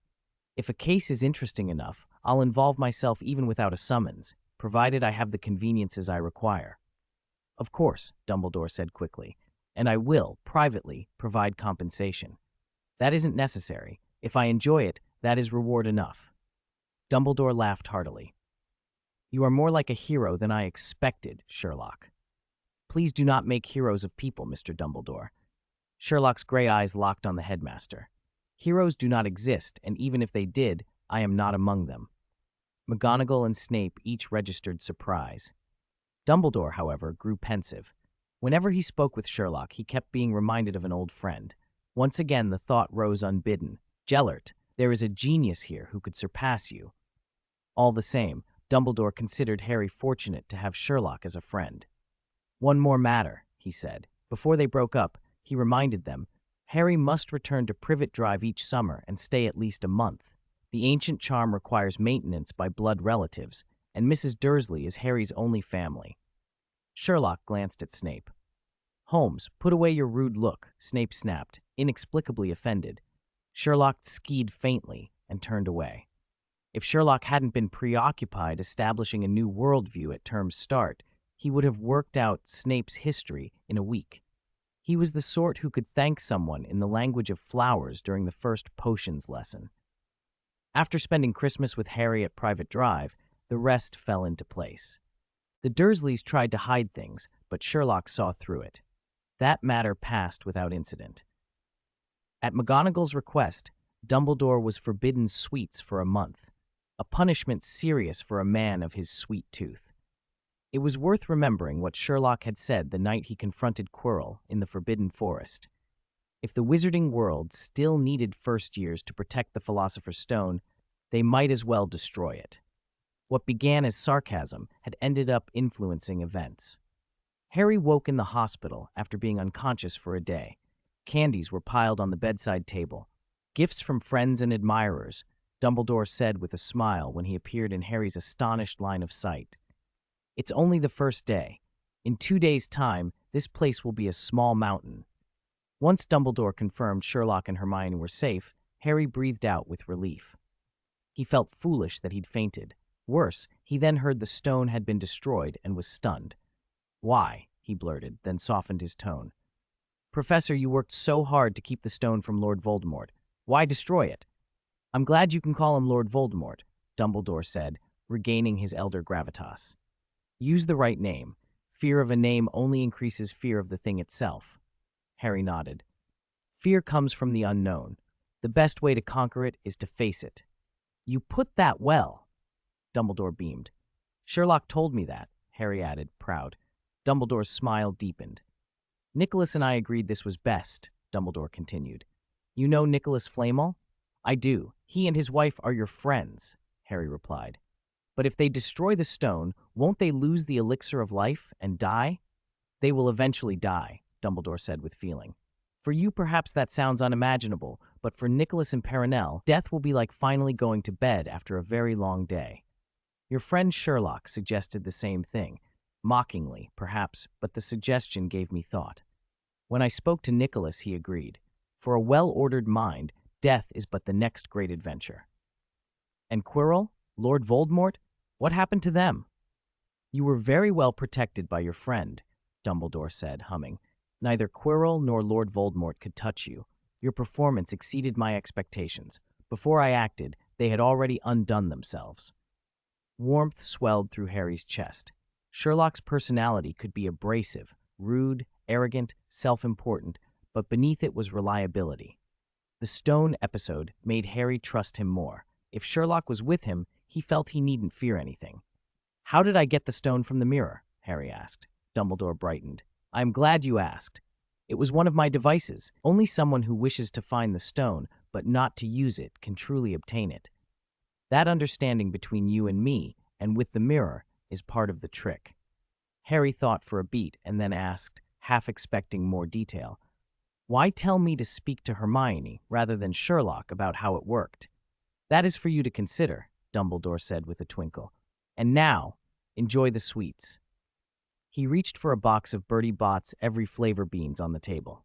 Ah, when I was young, I once ate a vomit-flavored bean by misfortune. I've never quite trusted beans since. Toffees are always safe, wouldn't you say? Before Harry could reply, a familiar voice cut in. I still suggest you pick another one.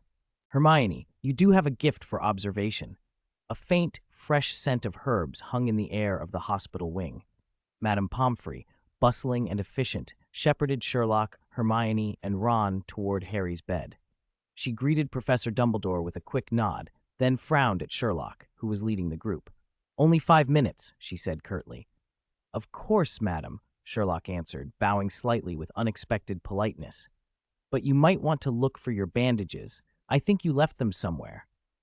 Madame Pomfrey's eyes dropped to her hands. They went wide. Oh, Merlin's beard, she gasped, then began patting herself frantically. Without warning, she spun and left, her skirt billowing with the speed of her exit and sending a little breeze through the wing. Dumbledore was not surprised that Sherlock had noticed the missing bandages. What startled him more was the manner of his politeness.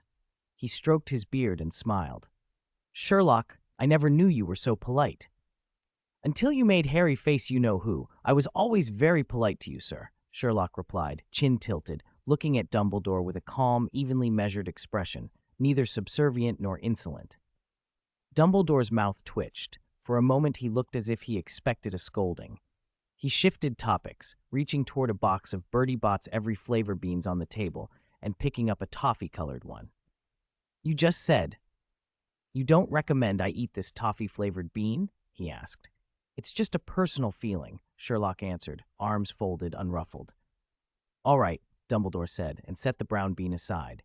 He took a dull gray one instead and popped it into his mouth. His eyebrows eased, and a satisfied smile spread across his face. Ah, pepper! With the arrival of Sherlock and the others, Dumbledore didn't linger long. He finished his bean and left. When the door closed, Harry, Hermione, and Ron looked at Sherlock with a mix of surprise and admiration. You're so brave, Sherlock, Ron blurted out, shock and awe all over his face.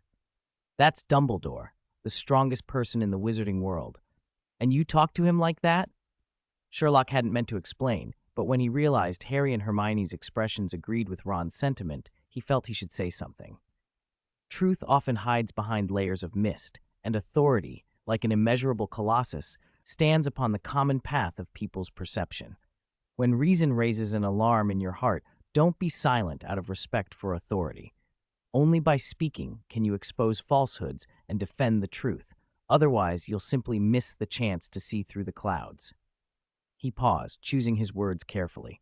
Friends, never lose the courage to oppose authority. Harry and Hermione fell silent, each considering his words. Ron spread his hands with an exasperated grin. You're right, but we're useless at it, he said. Honestly, only you could do that. He then turned to Harry, curiosity prying at his face. Everyone at school is talking about it. What exactly happened back there? That was the question Ron most wanted answered. Harry glanced at Sherlock and Hermione. He himself didn't know all of it after Professor Quirrell had broken free. Dumbledore had even told him to ask Hermione. Harry started. What happened to you afterwards? I I came back safely, Ron said proudly, chest puffed out like a rooster, grinning triumphant. I woke up and found Professor McGonagall and Snape there. Snape's eyes were scarier than usual. He only said, "Potter's gone on, hasn't he?" and rushed to the next room. I tried to go too, but Professor McGonagall sent me out. She took the enchanted chess pieces herself and followed Snape. He said it with a flash of regret, then pressed on. But skip me. Tell me what happened after the chessboard. Everyone's saying different things, and you two refused to say anything. Harry couldn't help smiling and began to tell the tale exactly as it had unfolded. Strange how real events often outstrip the grandiosity of imagined adventures. There were no neat heroics or cinematic flourishes, only a sequence of terrifying, improbable moments. Even Sherlock and Hermione listened intently. When Harry described the face beneath Quirrell's turban, Ron gave a high, involuntary screech, jumped back, and nearly toppled from his chair. "And then?" he panted, breathless. "I passed out," Harry said. "When I came to, I was here." He turned to Hermione. "Hermione, tell them what happened next." "Me?" Hermione blinked in surprise, and Sherlock's nod drew her forward. She sighed and began to retell the events from her point of view. When she finished, Sherlock looked pleased. "Hermione, you truly do have a talent for observation," he said. "Your account helped me consider the incident from another angle." She blinked, then half smiled. "So I should be proud of that?" "Of course," Ron chimed in, laughing. "That's praise from the great detective Sherlock Holmes. Maybe you could be his assistant and help him solve mysteries." Hermione's eyes lit up before Sherlock cut in. "We need to leave." They hadn't quite processed what that meant when Madame Pomfrey returned, brisk and formidable. "You've been here nearly 15 minutes. Out!" Her voice brooked no argument. The bandages were now slung over her arm. Outside the hospital wing, Ron shook his head miserably. "It's such a shame. Madame Pomfrey says Harry has to rest a few more days." "He suffered a mental shock," Hermione said. "He should rest." "But he'll miss the last Quidditch match," Ron wailed. "Without Harry as Seeker, we'll never beat Ravenclaw." Sherlock's brow furrowed briefly. Quidditch was absurdly dependent on a good Seeker. It was true Gryffindor's only real chance lay with Harry. Still, moral and bodily health came before trophies. Sherlock's face smoothed. "Let Wood worry about the match," he said. Before Hermione could respond, a rough voice called, "Hey, you three!" They turned to see Hagrid lumbering toward them. Ron greeted him, but his smile faded as Hagrid saw Harry and broke down. He covered his face with his huge hands and said, between great heaving sobs, "It's all my fault. It's all my fault. I told that villain how to get past Fluffy. I told him. He knew everything else, but not that. And I went and told him." Tears spilled into his beard. Hermione and Ron watched, stunned. Only Sherlock remained composed. He stared Hagrid up and down and observed evenly. "You just arrived at the hospital, didn't see Harry, and Madame Pomfrey showed you the door, didn't she?" "That's it. Exactly," Hagrid wailed, voice breaking. "You nearly lost your life, all for a dragon egg. I'll never drink again. I deserve to be kicked out, made a muggle for life." His sighs and his grieving howls drew glances from everyone close by. Hermione and Ron tried to soothe him. "Come on, Hagrid. Things could have been much worse," Ron said. "Look, Harry's all right. He just needs a few days' rest." Hagrid hiccuped and wept, but it didn't stop until Sherlock spoke in a calm, steady voice. "Hagrid, do you want Harry to stay in the hospital forever?" Upon hearing Sherlock's words, Hagrid stopped crying at once. He couldn't have explained why holding back his tears might help Harry get out of the hospital sooner, but if Sherlock said it would, then there must be a reason. He wiped his face, drew himself together, and turned to Sherlock. "Sherlock, could you come with me to my hut? I still want to consult you about the dragon egg." "What? A dragon egg? I want to go too." Ron's eyes lit up the moment he heard that. "Sorry." Hagrid glanced at Ron, a little apologetic. "Dumbledore said this can't be told to others." "What?" Ron froze. "I won't tell anyone. Can't I at least listen?" "Ron, don't make it hard for Hagrid," Hermione said, not looking at all interested. "Don't forget, this dragon egg business involves Quirrell and Lord Voldemort." At the name, both Hagrid and Ron visibly flinched. Ron looked accusingly at Hermione. Hagrid managed, "You shouldn't say that name." "Sorry." Hermione's apology sounded perfunctory. "My point is, since Dumbledore said it, the fewer people who know about this, the better." Reluctantly, Ron had to admit she was right. In the end, only Sherlock went with Hagrid to his little hut. "Thank you, Sherlock," Hagrid said. He fetched a large towel and washed his face, poured Sherlock a cup of strong tea, and then told him about the dragon egg. Before it hatched, Dumbledore had already passed it on to someone he thought most suitable to care for it. "Who?" Sherlock asked. "Newt Scamander." Hagrid paused, ready to explain more, when Sherlock cut in easily.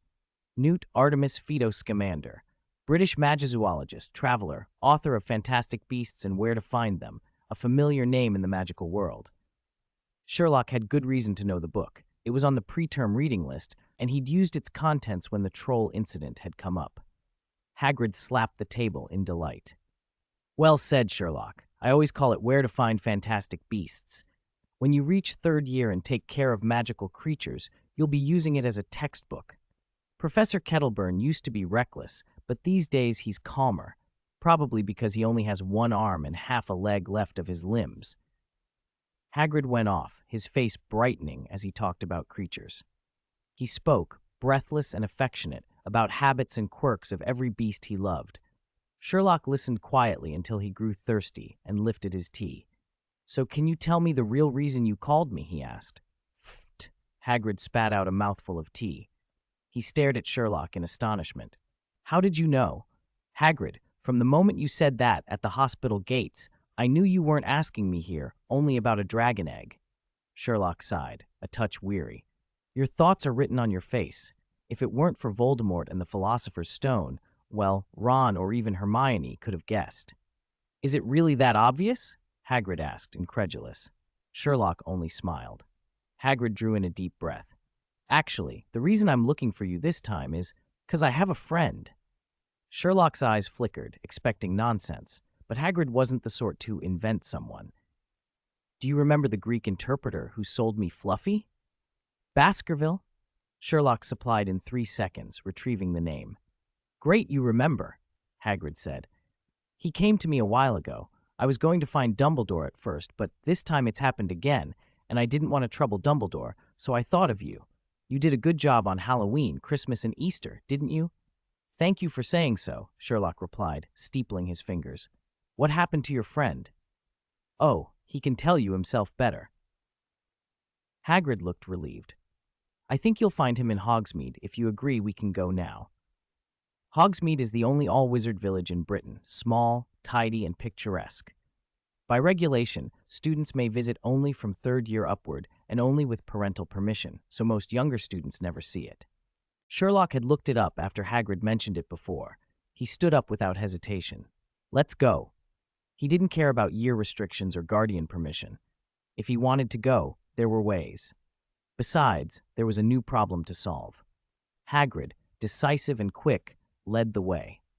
The Hogwarts Express station where the train stopped was close to Hogsmeade, and before long they were walking into the village, passing shops and taverns crowded on both sides of the street. Hagrid waved at everyone, greeting people as they passed, and steered Sherlock straight to the Three Broomsticks, the very place where he'd gotten Fluffy. Behind the bar, a shapely woman with a pleasant face was attending a noisy group of witches and wizards. "That's Madame Rosmerta," Hagrid said. "She's well-liked, she is." "Going for butterbeer?" Sherlock asked. "Of course," Hagrid grinned. "How about you?" "Alcohol dulls the mind," Sherlock said calmly. "I'll have lemonade. Don't worry, they're not as sweet as Dumbledore's." Hagrid led him to a small table by the window. At the bar, he greeted Madame Rosmerta and a few nearby patrons with hearty ease. "Give me a butterbeer and a lemonade. Oh, and is that Greek interpreter about?" He returned carrying 2 steaming butterbeers and a plain lemonade, followed by an ordinary-looking strong man. "Hello, Mr. Holmes.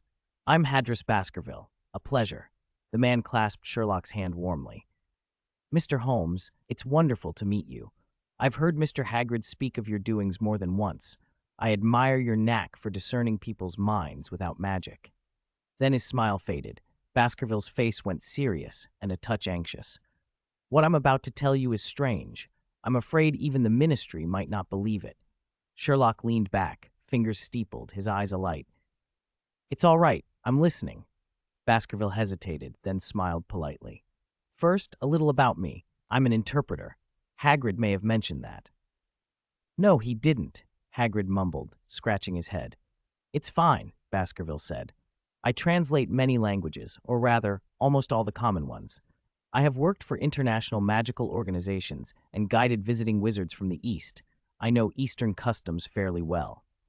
But I was born in Greece, so Greek is my specialty. For years I've been the leading Greek interpreter in Scotland. Word gets around. Wizards from abroad often come to me when they have trouble or need a guide. He took a breath. 2 weeks ago, a wizard named John Smith came to my house in the afternoon and asked me to go out with him. At the time it seemed an ordinary errand. I never imagined such a simple thing would drag me into something so dangerous. Chapter 116, The Greek Interpreter Hogsmeade, A Corner of the Three Broomsticks. Hardross Baskerville, the same man who had once sold the giant three-headed dog Fluffy to Hagrid, was carefully recounting his bizarre experience to Sherlock and Hagrid. Mr. John Smith, who hired me, told me he had a Greek friend visiting his house on business. He couldn't speak any language but his own, so he needed an interpreter. After asking around, I was the first person he thought of. I was delighted. The work meant my skills were recognized. He also said his house was some distance from here, so he'd arranged special transport. Mr. Smith seemed very anxious. He'd even prepared a portkey. Mr. Holmes, you should know that nowadays almost all wizarding families are on the Flu network. Mr. Smith told me one of his friends was visiting, yet he used a portkey instead of the more convenient Flu powder. A portkey can move many people at once, true, but there were only 2 of us, and Flu powder would have been quicker. It struck me as strange, but his clothes were expensive and fashionable, and he was so generous, he handed me 5 silver sickles as a tip right away, so I didn't think much of it then. Oh, Holy Mother, if I'd had any choice, I swear I would never have gone with him. He picked up his butterbeer and took a large gulp, his eyes wide with fear. And then, Hagrid urged. He couldn't help it at the most important moment. Sherlock stayed silent but leaned forward, clearly engrossed. Sorry, I was thirsty. I'll continue. After we arrived at his house by portkey, I found that, though it was daytime, all the curtains were drawn as if to keep me from seeing outside. Before I could make sense of it, Smith spoke beside me. My apologies for blocking your view, Mr. Baskerville. I don't intend for you to know where you are. If you could find your way back here, that would be inconvenient for me. You can imagine how astonished I was. Mr. Hagrid, Mr. Holmes, don't let my appearance fool you. I'm actually quite timid. He reddened a little at the admission, then swallowed more butterbeer and went on under Hagrid's anxious stare. I knew I was no match for him. He'd drawn his wand and was looking at me with the most chilling stare I'd ever seen. I'd never experienced such a gaze. I stammered. This is outrageous, Mr. Smith. You must understand. What you're doing is very rude. To be precise, he said, it's illegal, but I don't care. Hearing that, I trembled. Don't worry, he continued. I will compensate you, but I must warn you, Mr. Baskerville, it will be dangerous for you if you speak of this to anyone. Let me remind you, no one knows where you are right now, and no matter where you go, you won't escape my reach. He said it calmly, but his tone was vicious, full of intimidation. I was terrified. I didn't know if he was a dark wizard, but I firmly believed that refusal would get me cursed on the spot. All I could think about was finishing the job quickly and getting away. I didn't even dare think about the payment. I asked what he wanted me to do. He said I only needed to ask his Greek visitor a few questions and get answers. Then he led me into another room. This room was smaller, with a tiny high window. In the center sat a tall young man. I guessed he might have been strong once, but now he looked listless and exhausted. When he saw me, his eyes reddened and he roared, but no sound came out. I suspected a tongue-tying curse. How I didn't realize sooner, I cannot say. There wasn't any friend. Smith had clearly kidnapped this poor man and used some illegal magic to silence him. But what could I do? I had to follow orders, so following Smith's instructions, I began to communicate with the man in Greek by writing. Are you prepared to sign the document? No. Is there any room for negotiation? Don't even think about it. Do you know what will happen to you? I don't care. Those are only fragments of the strange conversation. I kept asking if he would compromise and sign. He kept answering angrily. At last, Smith grew impatient, cut our exchange short, looked at me and said, All right, Mr. Baskerville, You see, I haven't treated you like an outsider, which is why I asked you to participate in this private matter. I originally had a Greek-speaking friend who handled negotiations, but he returned east on urgent business. I urgently needed a replacement and heard your translation skills were excellent. Hence I called you. We're fortunate, you and I. I could only nod. Here are 5 galleons, enough, I hope, as a token of gratitude. But remember, if you tell anyone about this, even one living soul, then may God have mercy on your departed spirit. He pointed his wand at me as he said it. Then he sent me home by portkey and left with a strange laugh. If I hadn't had the 5 galleons and the silver sickles still in my hand, I would have thought it a nightmare. Even now I cannot forget his eyes, cold, gray, full of malice and cruelty. Forgive me for not being able to describe how much that man filled me with revulsion. The sight of him pointing a wand at me is something I will never forget. Baskerville drained his butterbeer in one gulp and slammed the mug down. He sighed long and hard. Hagrid could see his spirits had lifted slightly. Hagrid, fetch another butterbeer for our translator. And you, Mr. Baskerville, please go on, Sherlock said. At Sherlock's words, Baskerville flinched. He turned to Hagrid with surprise. Hagrid shrugged and jerked his chin at Sherlock, silently indicating the man's skill. This is the wonderful part of Mr. Holmes, his expression said plainly. Pardon my bluntness, Mr. Holmes, it's just that, Baskerville began. Just what? Sherlock prompted.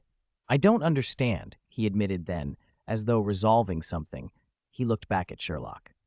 How did you know I went back afterwards, and more than once? Sherlock lounged back. The edge of your robes is dusted with yew shavings, and there are traces of verdigris on your cuffs, oxidation from metal. From that I can tell you took extra work more than once, and the most recent time was within the last 3 days. He gave a lazy smile. Also, when you said you were coerced into translating, your right index finger kept pressing the edge of this wooden table, leaving indentations of differing depth on the placemat. That gesture indicates subconscious self-justification. So I deduce you may have accepted the commission voluntarily at first and later regretted it after encountering something. That fits with your description. Mr. John Smith did indeed pay handsomely. Baskerville looked at Hagrid, shocked. Hagrid winked, finished his own butterbeer, and hurried to the bar to fetch another. By the time he returned, Baskerville had already resumed his tale. Hagrid set down the drinks and listened intently. After finding me the first time, John Smith sought me out twice more. Once was a week ago, and once, oh, Mr. Holmes, you truly are remarkable, was the afternoon before last. Each time he brought me to his house by portkey to speak with the captive in Greek. Oh, Holy Mother, that poor man was worse every time. As you said, although the pay was large, I finally decided I couldn't bear it. When I found out that Smith truly didn't know a word of Greek, a bold idea suddenly struck me. A hint of pride crossed the Greek interpreter's face as he recounted his bold plan. Every time I asked a question, I slipped in another of my own. At first they were trivial. I was mainly worried about being seen through by that fellow. Only when I saw he gave no reaction did I begin to be bolder. I'll skip the probing questions and stick to the useful bits. It's no good for you to be so stubborn. Who are you? I don't care. I came to Britain to expand my business. I'm new here and don't know anyone. Your fate is entirely up to you. How long have you been here? Whatever, 3 weeks. This property will never be yours. How do they torment you? I will never let it fall into the hands of a villain like you. They don't feed me. They cast curses on me, trying to make me submit. If you sign, you'll be free. Where is this mansion? I will never sign. I don't know. Don't you think of your family at all? What is your name? My family would never let me submit to you, Musgrave. If you sign, I promise to let you leave safely. Where are you from? Do you think I would still believe you? Athens. Mr. Holmes, he added, that was our second conversation. Just like before, Smith stopped everything, paid me 5 galleons, and sent me back with a portkey. After that, I felt I could no longer abet such wickedness. But I didn't trust the ministry. I heard from Hagrid about the case you handled before Christmas, and their performance was, frankly, disappointing. Hagrid told me he was Professor Dumbledore's most trusted man, so I thought to ask him for help. When I spoke to him, he told me about some of your deeds. I learned that, Besides the Halloween and Christmas cases, you also solved one at Easter. Sherlock was not surprised. Hagrid was exactly the sort who would boast. Fortunately, Hagrid hadn't had the chance to meet Baskerville until now, or even more secrets might have been let slip. The very fact that Dumbledore involved Hagrid showed he did not intend absolute secrecy.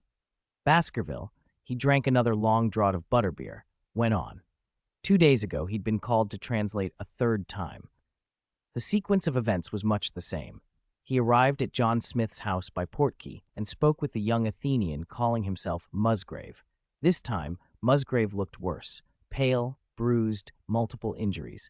His situation had clearly deteriorated. Fortunately, Baskerville managed to extract more information. It was the tragic tale of a newly rich Athenian. The Musgrave family, he said, were not well known in Britain, but were a venerable magical house in Greece with a lineage traceable to the Middle Ages. Their members were exceptionally talented, especially skilled in ancient magic. Unique magical inheritances, precious grimoires, and secret rituals had been passed down through the family. These were both accumulated knowledge and symbols of power. They explained the family's long-standing influence in the Greek magical world. Most of the family were honorable, reverent of magic, and committed to justice. Young Musgrave, representing the new generation, had come to Britain to expand the family's magical business. Because of language barriers, he fell into such hands. But it was his stubborn refusal to give in to his captors, his endurance under torture, that moved Baskerville to help. He was also afraid Smith would burn his bridges and discard him after use. Of course, all Baskerville knew of Musgrave and his family came from Musgrave himself. He could not independently verify the story. After listening, Sherlock took out a notebook and began to ask methodically. You said the other party called you 3 times that afternoon. Do you remember the exact times? Yes. The first was at 3:30 p.m., the second at 4, and the third was also at 4. You're sure? Yes. The first time I had another appointment at 4, and because he paid so well, I canceled it. As for the second and third, I deliberately noted the time. I thought it might be useful. Good work, Mr. Translator. Sherlock smiled and continued. When you arrived at his house, the curtains were always drawn, correct? Yes. And was it like that every time? Every time, but I noticed something strange about the sunlight at the edges. The light came through in evenly spaced spots. Can you draw it? That might be important. Yes, I began watching carefully from the second visit. You know, as a translator fluent in many tongues, a good memory is the most basic requirement. Thank you. Aside from what you've already told me, anything else about the man who calls himself John Smith? He wore a dragonhide glove on his right hand. Anything more about Musgrave? I think he's an upright man. Faced with those villains, he never yielded. I can say for certain, if it had been me, I wouldn't have lasted that long. One last question. What portkey did he use? A bronze Romanian dragon statue. After listening to the strange, twisting tale, Sherlock was silent for a moment. Then he looked up.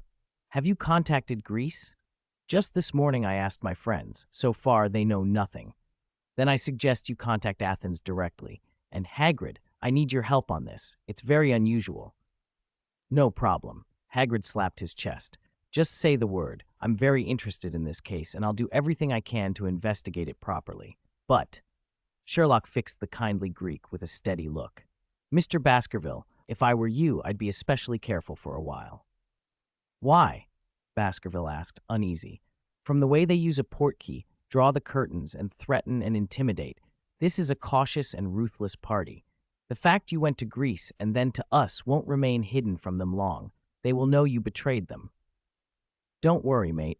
Hagrid banged Baskerville on the shoulder, making him sway. I can introduce you to some tough friends.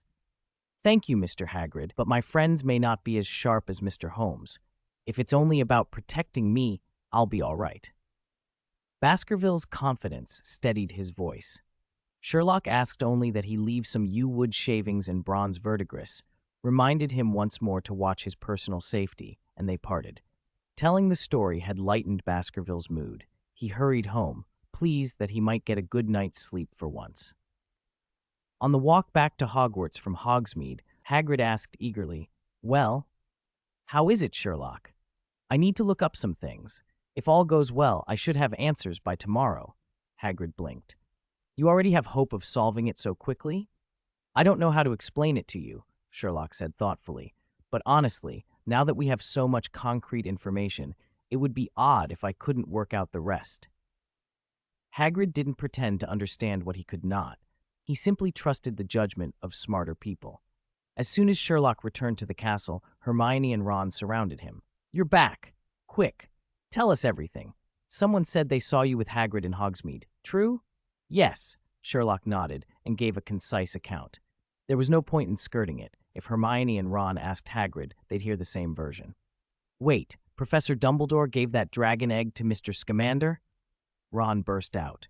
Bloody hell! He's the perfect person to take care of it. You went to Hogsmeade with Hagrid? Ron went on. Bloody hell, that's only allowed in third year. An outsider asked you to investigate a case? Ron added. Bloody hell, you have to take me next time. Ron, shut up! Hermione snapped, irritated by the repeated exclamations. She turned to Sherlock more seriously. Is this dangerous? Should we tell Professor Dumbledore or Professor McGonagall? Sherlock shook his head. Don't worry, Hagrid will protect me. But, Hermione hesitated, recalling Hagrid's bumbling ways. Sherlock gave a faint, dry smile. He may seem as if he were born under the influence of Veritaserum, but his fighting ability is beyond question. 117. The truth is often written in 2 languages. But Hagrid was expelled from school before, and they wouldn't let him use magic. Hermione hesitated, searching for an explanation. Even without magic, Hagrid's fighting ability is far greater than you think, Hermione. Sherlock wasn't lying. That night in the Forbidden Forest, although Hagrid hadn't struck a blow, Sherlock had already observed his stance. As a half-giant, Hagrid inherited his mother's natural resistance to many spells, so in a one-on-one fight, even some Hogwarts professors might not be his match, except for a handful of dueling masters. Seeing Sherlock's resolve, Hermione dropped the argument, but both she and Ron were disappointed at the thought that Hagrid might go off to investigate without them. What a chance to be involved. Such a pity. Holmes, there you are. Their lamenting was interrupted by a cheerful voice. Oliver Wood, a fifth-year Gryffindor and captain of the Quidditch team, strode over. I've been looking all over for you. Sherlock's eyes flicked over him. Then, to Wood's surprise, he said simply, no. What? What do you mean, no? Wood's confusion was immediate. Hermione and Ron looked equally startled. They didn't understand why Sherlock would reply like that. You came to ask me to be the seeker in Harry's place, didn't you? My answer is no. Why not? Wait, I haven't even asked you yet. Wood gaped. Hermione and Ron exchanged looks. Hermione remembered something Sherlock had once told her about waiting to reveal a friend's thoughts. Now it seemed Sherlock didn't need such theatrics. He continued. This is obvious to me. Your sleeves are dusty and grass-stained, the sweat on your collar hasn't dried, and your shoelaces are flecked with the red sand from the Quidditch pitch. You just came back from a strenuous session. When you first walked up, your brow was furrowed, your lips pressed tight, your hands rubbing together. That's anxiety. I also noticed a crumpled corner of parchment in your left pocket, the edge jagged from repeated folding and marked with several crosses. From that, I can deduce 2 things. You're unhappy with today's tactics and training, and you came to ask me to replace Harry so you can salvage the situation. My answer is no. Wood's face went blank, then recovered into a stunned grimace. Hermione and Ron were less surprised. After all, they'd seen Sherlock's deductions before. Still, Wood pressed on anxiously. Why not? Sherlock's answer was blunt. Because I have something more important to do. And why would you know that I came to ask you? Wood demanded, but Sherlock ignored the question. Besides, Mr. Wood, you're being hasty, asking someone with no training to play in a formal match. Are you sure that's wise? I know, but we don't even have a backup seeker, which means we'd play against Ravenclaw a player down. Even if I played, Gryffindor's chance of losing would still be around 80%. Ravenclaw isn't weak. All right, I was too impulsive. Wood slumped away, crestfallen. Ron felt sorry for him. Sherlock, can't you really help? It's just a day or 2. That case can't be that urgent, can it? I already said it wouldn't change the outcome, and I don't think this case can wait a day or 2. Hermione's eyes sharpened. You mean, Truth is often written in two languages, Sherlock said. One is the murderer's carefully arranged lie, the other is the silent cry of the dead. Hermione and Ron fell silent. After a heartbeat, Hermione spoke, resolute. I'll help you. You said I had talent, didn't you? I can help in other ways, even if I can't act in the field. Ron wasn't going to be outdone. Me too. The next afternoon, after lunch, Hagrid hesitated over whether to send an owl with a letter to Sherlock when there was a knock at his door. He opened it to find Sherlock standing there. Sherlock, is that you? Come in quickly. I was just wondering if I should come find you. Hagrid welcomed him into his hut and poured a strong cup of tea. Well, found any clues? Sort of. I went back yesterday and did some work, but there are things I need to ask you about. Me? Hagrid looked hurt. Don't joke, Sherlock. You know I haven't got the brightest head. Before Hagrid could finish, Sherlock cut in. You go to Nocturne Alley fairly often, don't you? Of course. Well, I was planning to, actually. I need a potion to get rid of slugs in the cabbage patches. They're ruining everything.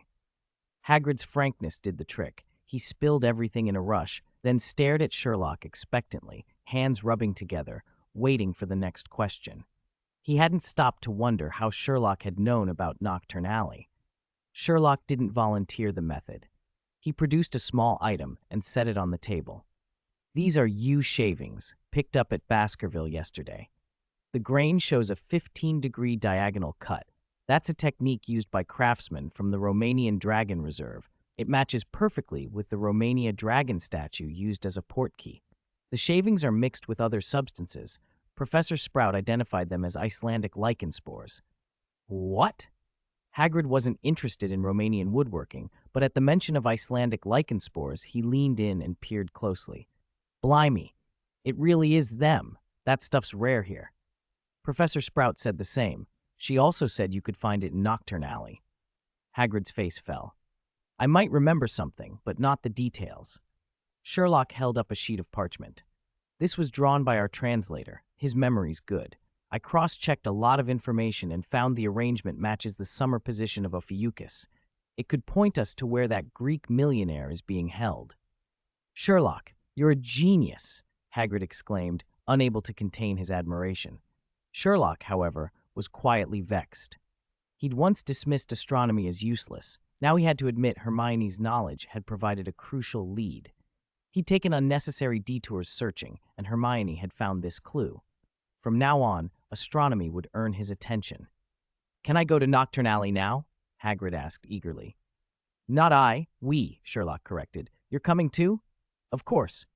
No, it's not a good place for a Hogwarts student. If anyone sees you, it'll be trouble. Hagrid kept shaking his head. Just tell me what to do, and I can go myself. If my deduction is right, Mr. Musgrave is likely held there. If you go alone, are you sure you can find clues without drawing attention? Hagrid's face revealed his doubt. He knew himself. But it's not good for me to be seen there. I can disguise myself. Galloping Gorgons. You mean you brewed Polyjuice Potion? Hagrid gaped. It was high-level potion work. Disguise isn't just Polyjuice, Sherlock said with a small, knowing smile. A quarter of an hour later, when Hagrid saw Sherlock transformed into a young male wizard, he could barely find words. Blimey, truly remarkable. You did that without Polyjuice. This is truly amazing. Hagrid paced around Sherlock, eyes wide with wonder. Sherlock's transformation had shattered everything he thought he knew. To disguise himself as someone else without Polyjuice Potion? Unthinkable, almost unmagical. A wig and a false beard, a little padding to change his height, and a hint of makeup to alter his skin tone, and Sherlock was almost unrecognizable unless you looked closely. His movements and manner were completely different. There wasn't a trace of the awkward first-year student who'd arrived in a new world. Hagrid gaped for a long moment, then set a pot of flue powder on the hearth, just about to let Sherlock go. He stopped, as if remembering something. Have you used flue powder before? He asked. No. Then I'll go first. When Sherlock admitted he'd never used it, Hagrid immediately pulled his hand back. You're clever, but you don't want to learn by flinging yourself into a fireplace. Let me show you properly.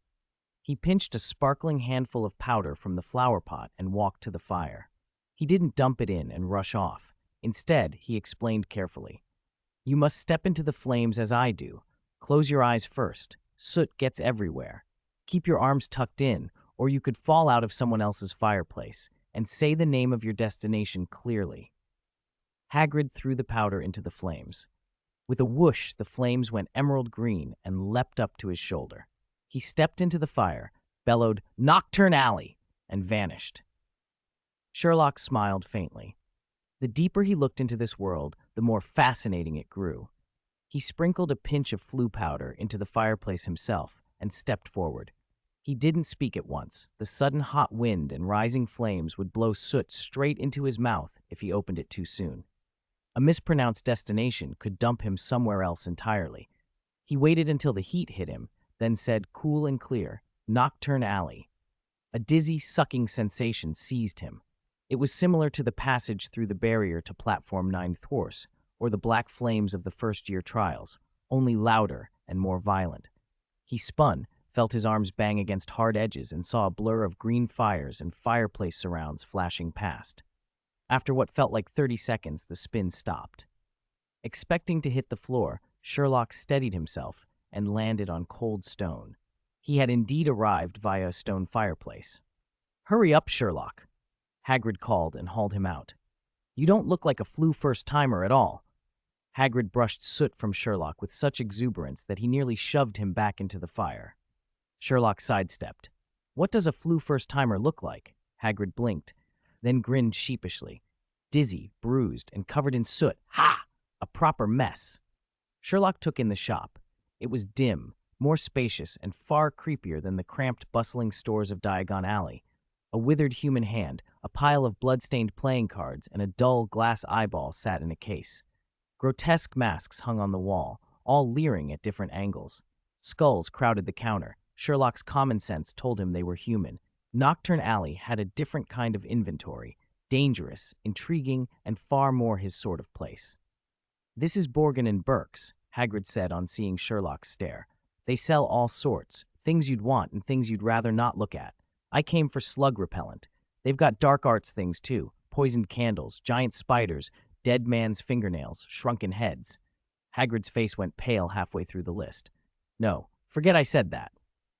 He clapped a hand over his mouth and muttered, "Get what I said."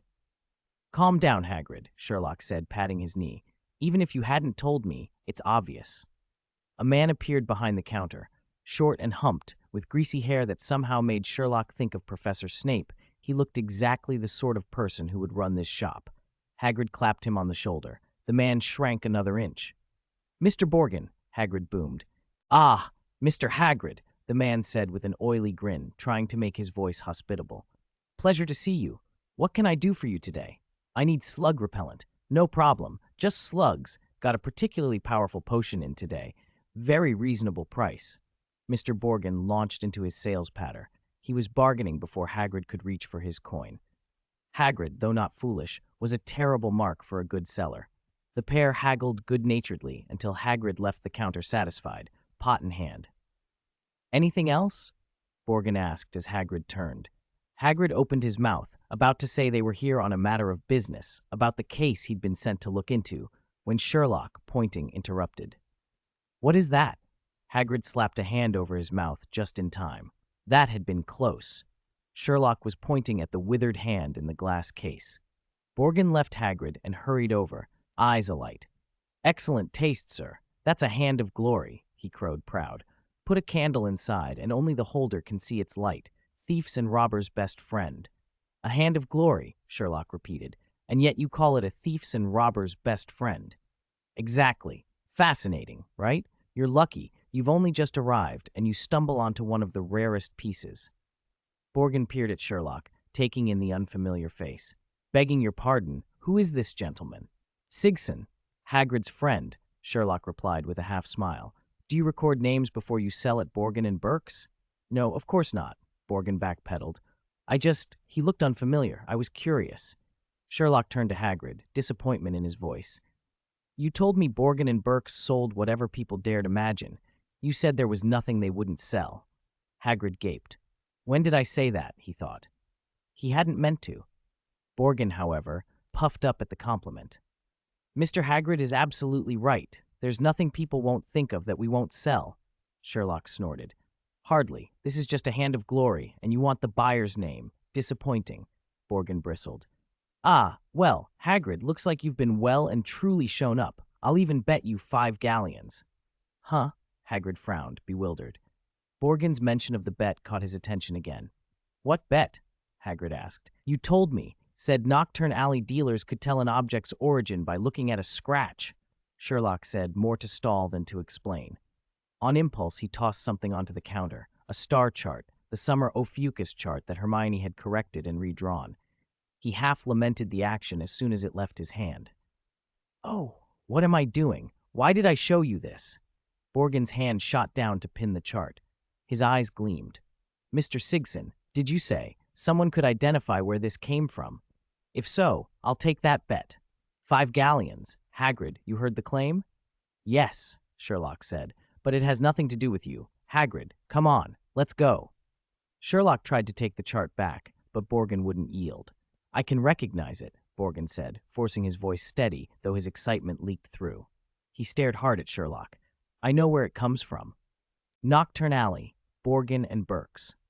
Mr. Borgin's greasy hair gleamed under the dim shop light as he straightened from his usual stoop, visibly excited. He jabbed a finger at the star chart and said to Sherlock, I told you, I can tell where it is.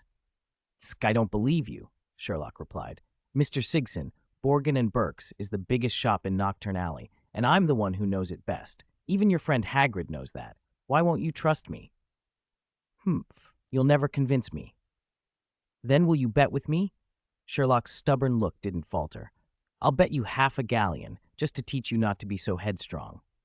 At the mention of 1/2 galleon, a fleeting smile crossed Mr. Borgin's face. He pointed to the chart with a triumphant air. Mr. Sigson, that's the summer Ophiuchus chart. It's painted on the dome of the Parthenon Black Market. Really? I still don't believe you. Sherlock's eyes narrowed. You didn't collude with Hagrid to trick me, did you? I've never heard of a black market in Nocturne Alley. Hagrid, beside him, waved his hands quickly. I didn't. Ha ha! That's because it only opens 1 day a week and only at 4 in the afternoon. Mr. Borgin laughed, the wrinkles around his eyes deepening. Even a regular like Mr. Hagrid might not know. I really didn't know, Hagrid mumbled. It's all right, Mr. Hagrid, I've already made you 5 galleons. Borgin said with a grin, then turned back to Sherlock. See, Mr. Sigson, you were overconfident. Stop talking to yourself, Sherlock snapped, clearly annoyed. You claim there's a black market. Do you have any proof? Mr. Borgin thumped the counter like a man who had been challenged and refused to give ground. Why else would I say your luck was good?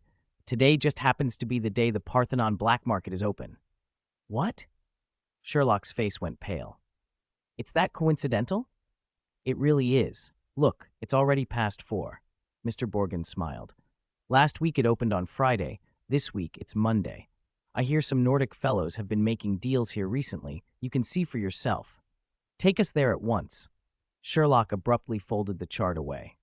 I still don't believe it. If it really matches what's drawn, I'll give you 1/2 galleon right now. My pleasure. Borgin practically danced at the prospect. 1/2 galleon for a short walk was too tempting.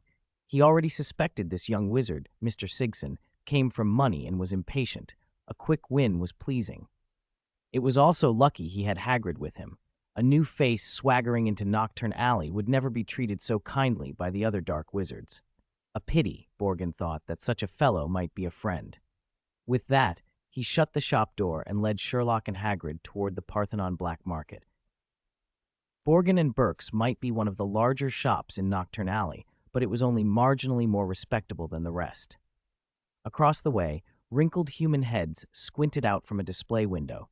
2 doors down, a cage crawled with enormous black spiders. In a shadowed doorway, 2 shabby wizards whispered and immediately dropped their eyes when they saw Hagrid. These were not people to be provoked. Mr. Borgin guided them west, around a corner, past a shop selling poisonous candles. A weathered wooden sign read, Nocturne Alley. Sherlock glanced at it more than once. The pun, nocturnally, suited the place perfectly, a mirror to the brightness of Diagon Alley. Just a bit further south, Borgin steered them around another bend and past 3 more shops, stopping at a dead end. Nocturne Alley was already dim. This spot felt especially gloomy. Without Hagrid's towering frame beside him, Sherlock would never have come here alone. In front of them, low-roofed shops lined the alley. Borgin's face split into a smile. This is the Parthenon Black Market. It was set up by some fellows from Northern Europe. Look up, Mr. Sigson. They did. Painted on the dome high above the alley was the Ophiuchus pattern, connected to serpents. Sherlock's expression collapsed. He reluctantly blew 8 silver sickles from his coin pouch across the counter, his face twisting with disgust. "Take your money and disappear," he spat. Mr. Borgin hesitated. "Sir, wasn't it agreed to be half a galleon?" "Half a galleon is actually 8.5 sickles." Sherlock scowled. "Do you expect me to round up for you?" Seeing Sherlock's fury, Mr. Borgin let the matter drop. All right. Mr. Hagrid, Mr. Sigson, if anything else comes up, be sure to visit Borgin and Burke's." "Get out," Sherlock growled as Borgin left. "You bring nothing but bad luck. You made me lose 5.5 galleons for nothing." He waved a hand in dismissal, then turned to Hagrid. "Come on. Since we're already here, we may as well take a look. If we find something useful, I'll offset it with the wager." As Borgin walked away, he couldn't help chuckling to himself. Calling it a black market was mostly show. They had some goods other shops didn't, but their prices stung. After a few losses, this fellow would learn Borgin and Burke's was the better choice. When Borgin had gone, Sherlock's expression darkened. He sniffed. "See, Hagrid? It's very hard to get secrets straight from people like him. Even if I shoved 100 galleons at him, he'd still be suspicious and wouldn't reveal a thing. Betting is actually more efficient against people like that, less direct, less likely to raise alarms." Hagrid looked blank for a moment, then Sherlock sighed and stated the conclusion. "Hagrid, I think we're very near the end of this investigation." "What? That fast?" Hagrid blinked, surprised. "That's unexpected." Sherlock's face became grave. "I didn't expect the market to be open on a Monday. We must move quickly, otherwise our translator may be in danger." "What did you say?" Hagrid's eyes widened until they looked like brass bells. No doubt Smith always times the portkey for 4 in the afternoon, using the crowd at the black market to conceal the portkey's magic. The evenly spaced patches of light that came through the curtains in Musgrave's room matched the pattern from the Ophiuchus chart here. Add the Icelandic lichen spores mixed in the yew shavings and the market's Nordic connections. It all points to Musgrave being imprisoned here. But if the market is open today, Smith probably took the translator away again. Damn it, that's my oversight. Their friends can't be protecting him well.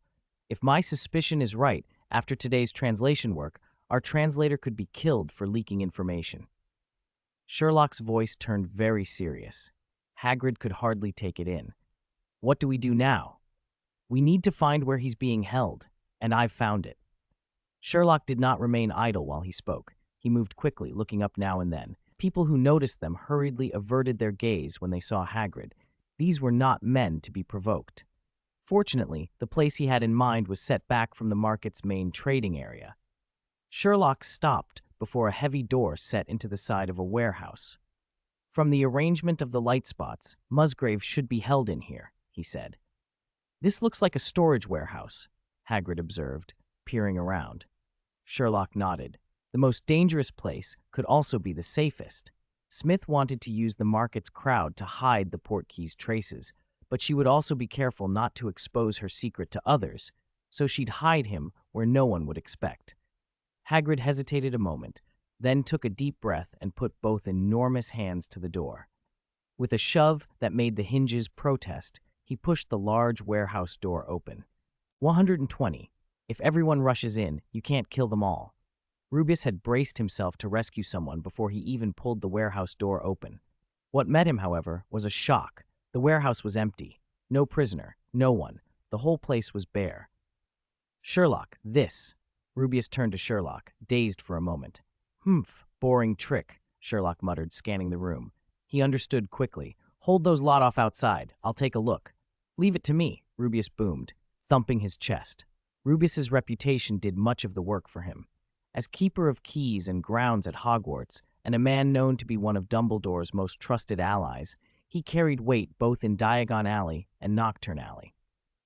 The dark wizards gathered at the black market might be cruel, despicable, and clever, but they were not idiots. They would not risk crossing someone associated with Dumbledore. Still, while words were being exchanged, tempers flared. Charging straight into the black market's backyard to pry open a warehouse was, to them, an intolerable insult. Managers and enforcers surged forward. "Mr. Rubus of Hogwarts," one of them called, "we have no wish to be your enemy, but what do you think you're doing?" Sherlock ignored the argument. He had already examined the warehouse and now produced the copper kettle he'd brought, pouring water onto the floor. "Good thing I brought enough water," he said under his breath. "I ought to study my charms more." In theory, a water-making charm would have been ideal. Charms had always been his strongest subject. Still, the trick worked. The water ran, pooling toward the southeast corner. Sherlock spotted the faintest hairline crack in the wall and drew his wand. Allahomora. A concealed panel swung open, revealing a small hidden room beyond. The noise drew the attention of the crowd outside. "A secret door?" someone muttered. "Since when did this place have a secret room? Quick, let's go in." As they surged, Rubus drew an arrow from his belt, knocked it to his crossbow, and bellowed, "Nobody move." His size alone was imposing. His action stopped the mob cold. Wands were raised, but none dared to make the first move. One bolder man, however, tried a leg locker curse, aiming to freeze Rubus's legs and slip past him into the warehouse. The spell fizzed harmlessly against Rubius. Angered, Rubius fired an arrow. With a scream, the man dropped, arrow in his knee. The black market wizards hissed, jeering. "Relying on sheer strength, are you? You can't kill us all, Rubius. When your strength runs out, you'll be finished." Rubius bristled. "Are you threatening me?" he growled. Before the words left his mouth, Sherlock called urgently from inside. Rubius abandoned the crowd and rushed to the secret room. Sherlock pointed, and Rubus saw a figure curled against the wall. From the clothing and the black beard, he recognized him. Baskerville, the Greek interpreter. "Damn it!" Rubus strode into the room, lifted the man, and carried him back into the warehouse. The black market lot spilled inside, and everyone stared in surprise and alarm. Baskerville's lips were blue, his face swollen and congested, his eyes glassy and bulging. If not for the familiar beard and his dress, Rubus might not have recognized him. "He's been poisoned," Rubus shouted. "Does anyone here know how to treat poison?" he barked. The crowd exchanged uneasy looks. Finally, a bald man pushed forward, holding a small, stone-like thing in his palm. "A bezoar," he announced. Rubus snatched it, ground the stone with a scrap of wood, and forced the powder into Baskerville's mouth. The effect was swift. The interpreter coughed violently, the blue in his lips faded, and his breathing steadied. A bruised eye and a throb of pain remained, but the immediate crisis was over. Rubus let out a heavy sigh. "Thank goodness. It wasn't an unforgivable curse," he said. He was not about to assume anyone could survive the killing curse twice. Sherlock sent word for Hogwarts professors to come at once and kept the crowd penned. The mere mention of professors arriving, especially the thought of Snape or McGonagall, quieted the most brazen. No one here wanted to test themselves against Hogwarts staff. While they waited, Sherlock went back into the hidden room to continue his investigation. Baskerville, after a few minutes' recovery, managed to sit up and tell them what had happened. That afternoon, Smith had come for him a fourth time. As soon as Baskerville entered his house, a fierce fight had broken out.